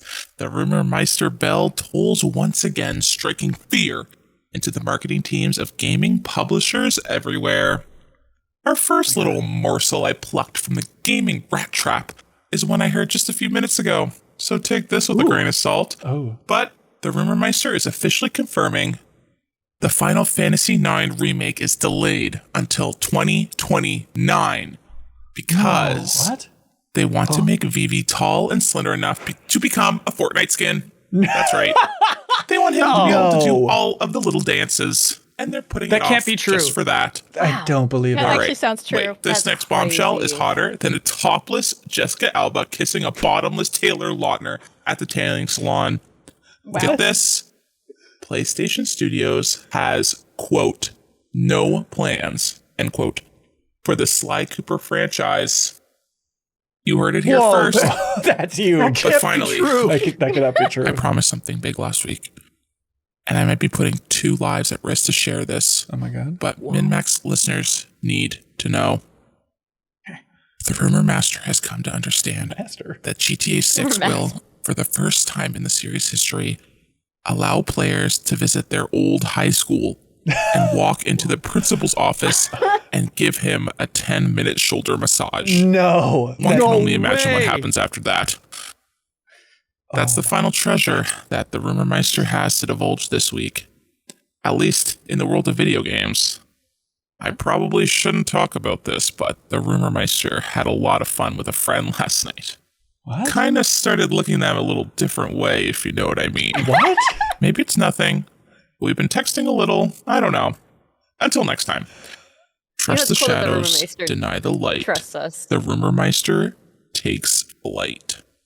What was that last detail? I'm so interested in the Rumor They're Meister's just- interpersonal relationship. Me right too. now. Yeah, it's cool that like we're becoming such good friends that they can trust us with that information. Yeah, they really let us in there. Why would I'm they? really Yeah. rooting for them. Why would they open up that much? That's I hope they're making good connections. wow. Yeah, Rumor I hope that Meister. works out. Or like if it doesn't work out, I hope you can feel that before it gets messy. Yeah. Do you think the Rumor that's a good Meister point. will like bring their friend on? God, I don't. Oh, Do you that'd be think- huge. I'm listening to this all Do you think live that's the with kind you. of relationship that they have? That's weird. Think about all the rumors that like 2 Rumor Meisters could combine to give us. Yeah, those it are some would crazy stuff. require a lot of trust between the two of them. So I think they Yeah. need to make sure that Maybe that's their relationship can handle insider, that. you know? Maybe that's the person on the inside. That's interesting. I'm still trying to wrap my mind around the Rumor Meister saying that Sony has no plans for Sly Cooper. That was a crazy rumor. That's the craziest thing I've ever heard in my life. All right, that is it for this week's episode of the MinnMax Show podcast. Thank you so much for watching, listening, sharing. We greatly appreciate it. If you want to help support this entire independent media operation directly, again, you can go to patreon.com/MinnMax with 2 N's, and we will DM you a PS5 code for Despelote, one of my favorite games from this year. if you support us before the 14th of July here. So greatly appreciate it. We'll post on social media, Blue Sky, Twitter, Discord, Instagram, if we run out of codes. But thanks everybody for jumping in or jumping up a tier and getting that awesome PS5 code. Otherwise, other stuff we got going on. Of course, we did a max spoilers for Jurassic World Rebirth. That is up in that bonus podcast feed if you'd access to at the $5 tier. Otherwise, it's up on YouTube as well. Kyle Bosman joined for that. Appreciate it. I say something. There was a nice comment about that, which I liked a lot. There were 4 people on this podcast talking about Jurassic World Rebirth, right? Yeah. And it was almost like 4 quadrants of people's opinions on it. Huh. Yeah. You know what yeah. I mean? Like we really hit like this 4 quadrant thing of like people who like kind of liked it, people who like it a lot, and we're trying to be like a little secretively like I'm actually being cynical. I'm trying to be cynical on this podcast, but it's secretly I really love this. Yes. And I want to see it again. Right. There was one guy who was like that. But then like that's what I really like about the whole thing we did is like, yeah, it's not 4 people just trashing on it for an hour. Right. Know? There is cool stuff in that movie, no doubt about it. But bonus pod this week, everybody. If you're at that $5 tier, you get access to bonus pod, our Patreon exclusive show every single week that Haley hosts. It's a fun one this week where Ana Diaz, former cohort, former Polygon, now freelancer, is on there catching up with what she's got going on in her life, games she's looking forward to on the horizon. There's a lot of good Pokemon deep chat because her and Haley had never really podcasted together. It's the two of them, and they like locked in on wanting to dive deep on Pokemon and League of Legends and a bunch of good stuff like that. So thanks everybody for unlocking that bonus pod. And relating to that bonus pod is we have Gamescom coming up. You know it well. Kyle Bosman, are you going this year? Just for opening night live. Oh, fun. But that's coming up in August. Do you remember, end of August? Is that right? Yeah, let's say 2/3 through August. Okay. And MinnMax has never attended Gamescom before, but we're very excited to announce that we have 2 people going to Gamescom Germany this year. Not Kyle Bosman, but if he's there, it'd be nice to see him. But 2 people going to Gamescom Germany. It is going to be Janet Garcia and Ana Diaz. Very cool. Fun twist, everybody. So it'll be fun to have Janet and Ana flying out to Germany, covering that show for you. They're making a travelogue. I'm looking forward to seeing their adventure and just like the 2 of them traveling together. I think it's going to be so fun because they haven't really interacted that much. So I'm kind of jealous. I think that's a fun idea of like, all right, you're going on an international trip with somebody you don't really know that well, but it's kind of a friend of a friend situation. And so I am excited to see what that's like. And they'll talk about it on the podcast here as well, of course. Let's see. Other stuff we got going on is we should talk about it more, but we have a stream archives channel. It is youtube.com/@MinnMax stream archives. All of our Twitch streams get archived there. All of the solo stuff we do, Jeff, I'm streaming every single week. There's a bunch of other bonus stuff that is up on that channel. Slightly inspired by Kyle. You got a whole stream. Yeah, I don't have an @ in my URL. That's crazy, bro. It's the newer stuff. I feel like newer YouTube channels, you have to have that @ It's gross. Oh, okay. I wish I didn't have to have it. But anyways, you can check that out. Give it a subscribe if you like MinnMax's stuff, because there's a ton of stuff. Jeff is losing his mind on there currently, doing a bunch of roguelite streams and stuff like that. And the plan is, if some things line up the way it looks like they're going to be lining up, we're going to be using this channel more, doing more streams on Twitch that'll be dumped over there as well. Delightfully, softly, carefully dumped. So there's a link below in the description if you want to check that out and subscribe to that channel and check out those MinnMax stream archives. Otherwise, reminder, we have a community meetup August 9th. Everybody, it is the MinnMax Summer Community Meetup. We're going to be at Utapils in Minneapolis, Minnesota at that brewery. And the plan is that all 9 of us cohorts are going to be there. And so if you want to come out, then we'd love to see you. We're not asking everybody to fly out, obviously. We're still planning on doing a big community meetup in Asheville in the future. Obviously, we had to cancel that one last year, but we want to go back. So this is just a summer meetup, but if you want to come out, it'd be great to see you. I think some of the mods are going to be joining us. We're flying them out just to thank them in the Discord for doing such a great job. So it'll be a fun time. There will be some prizes, maybe some trivia in person there as well. So community meetup, August 9th from 12 to 5 at Utapils in Minneapolis. We have a link in the description if you want to learn more about that whole thing. I think that's it. Kyle Bosman, somebody was screaming at you, and I thought it was very sweet that they're screaming at you. They're like, hey, when you're plugging stuff on the podcast, Kyle Bosman never plugs his streams or all the cool stuff he does with his community, like a concept album and a game jam. Like, what do you got going on with your community over there? So on twitch.tv/Kyle Bosman, we're working on a concept album together where I make some demo tapes. I make 10 songs basically, and then I like say, all right, go nuts with these, remix them or just configure them or like rewrite them entirely. And so that'll be the 26th of July. So let's, you got some time if you want to write some music. But yeah, there's a lot going on my Twitch channel for sure. Sweet. Yeah. I don't, it's a lot to explain always. Yeah, but it's fun. It's fun. You're really smart on leaning into the community that much. For like, Sarah and I were just talking about it over a lovely cup of coffee the other day about like people who are in the Twitch mindset versus YouTube mindset. And I'm still always so focused on YouTube, but like I think you and Sarah are so good at like your Twitch streams are so locked in with your community on your Twitch streams. And it's not like, yeah, we read the chat for ours, but I still feel like there's a mindset of like primary medium is Twitch versus people who YouTube is a primary medium. And so you guys are both excelling on that front. So congrats. Thank you. But also YouTube, I got delayed input on YouTube every week. So also check that out. Okay. I was just trying to say you're good at one thing. You can't be like, actually, I'm also good at everything. Yeah. Kyle's like, actually, I'm good at both those things. Cool. All right. Well, that's it for this episode. We'll be back next week for a brand new episode of the MinnMax Show. Greatly appreciate it. Until then, Kelsey, do you want to say an outro or anything? Whoa, that's a lot to put on me. Last minute. It's yours if you like it. I just feel like you haven't talked for a while. Okay, I don't feel comfortable with this. This is a lot of responsibility. Make it your own. For Pew Pew Bang, we say our moms are coming to pick us up, so that's what's going to happen right now. Our moms are coming to pick us up. Bye-bye, into the sleepover.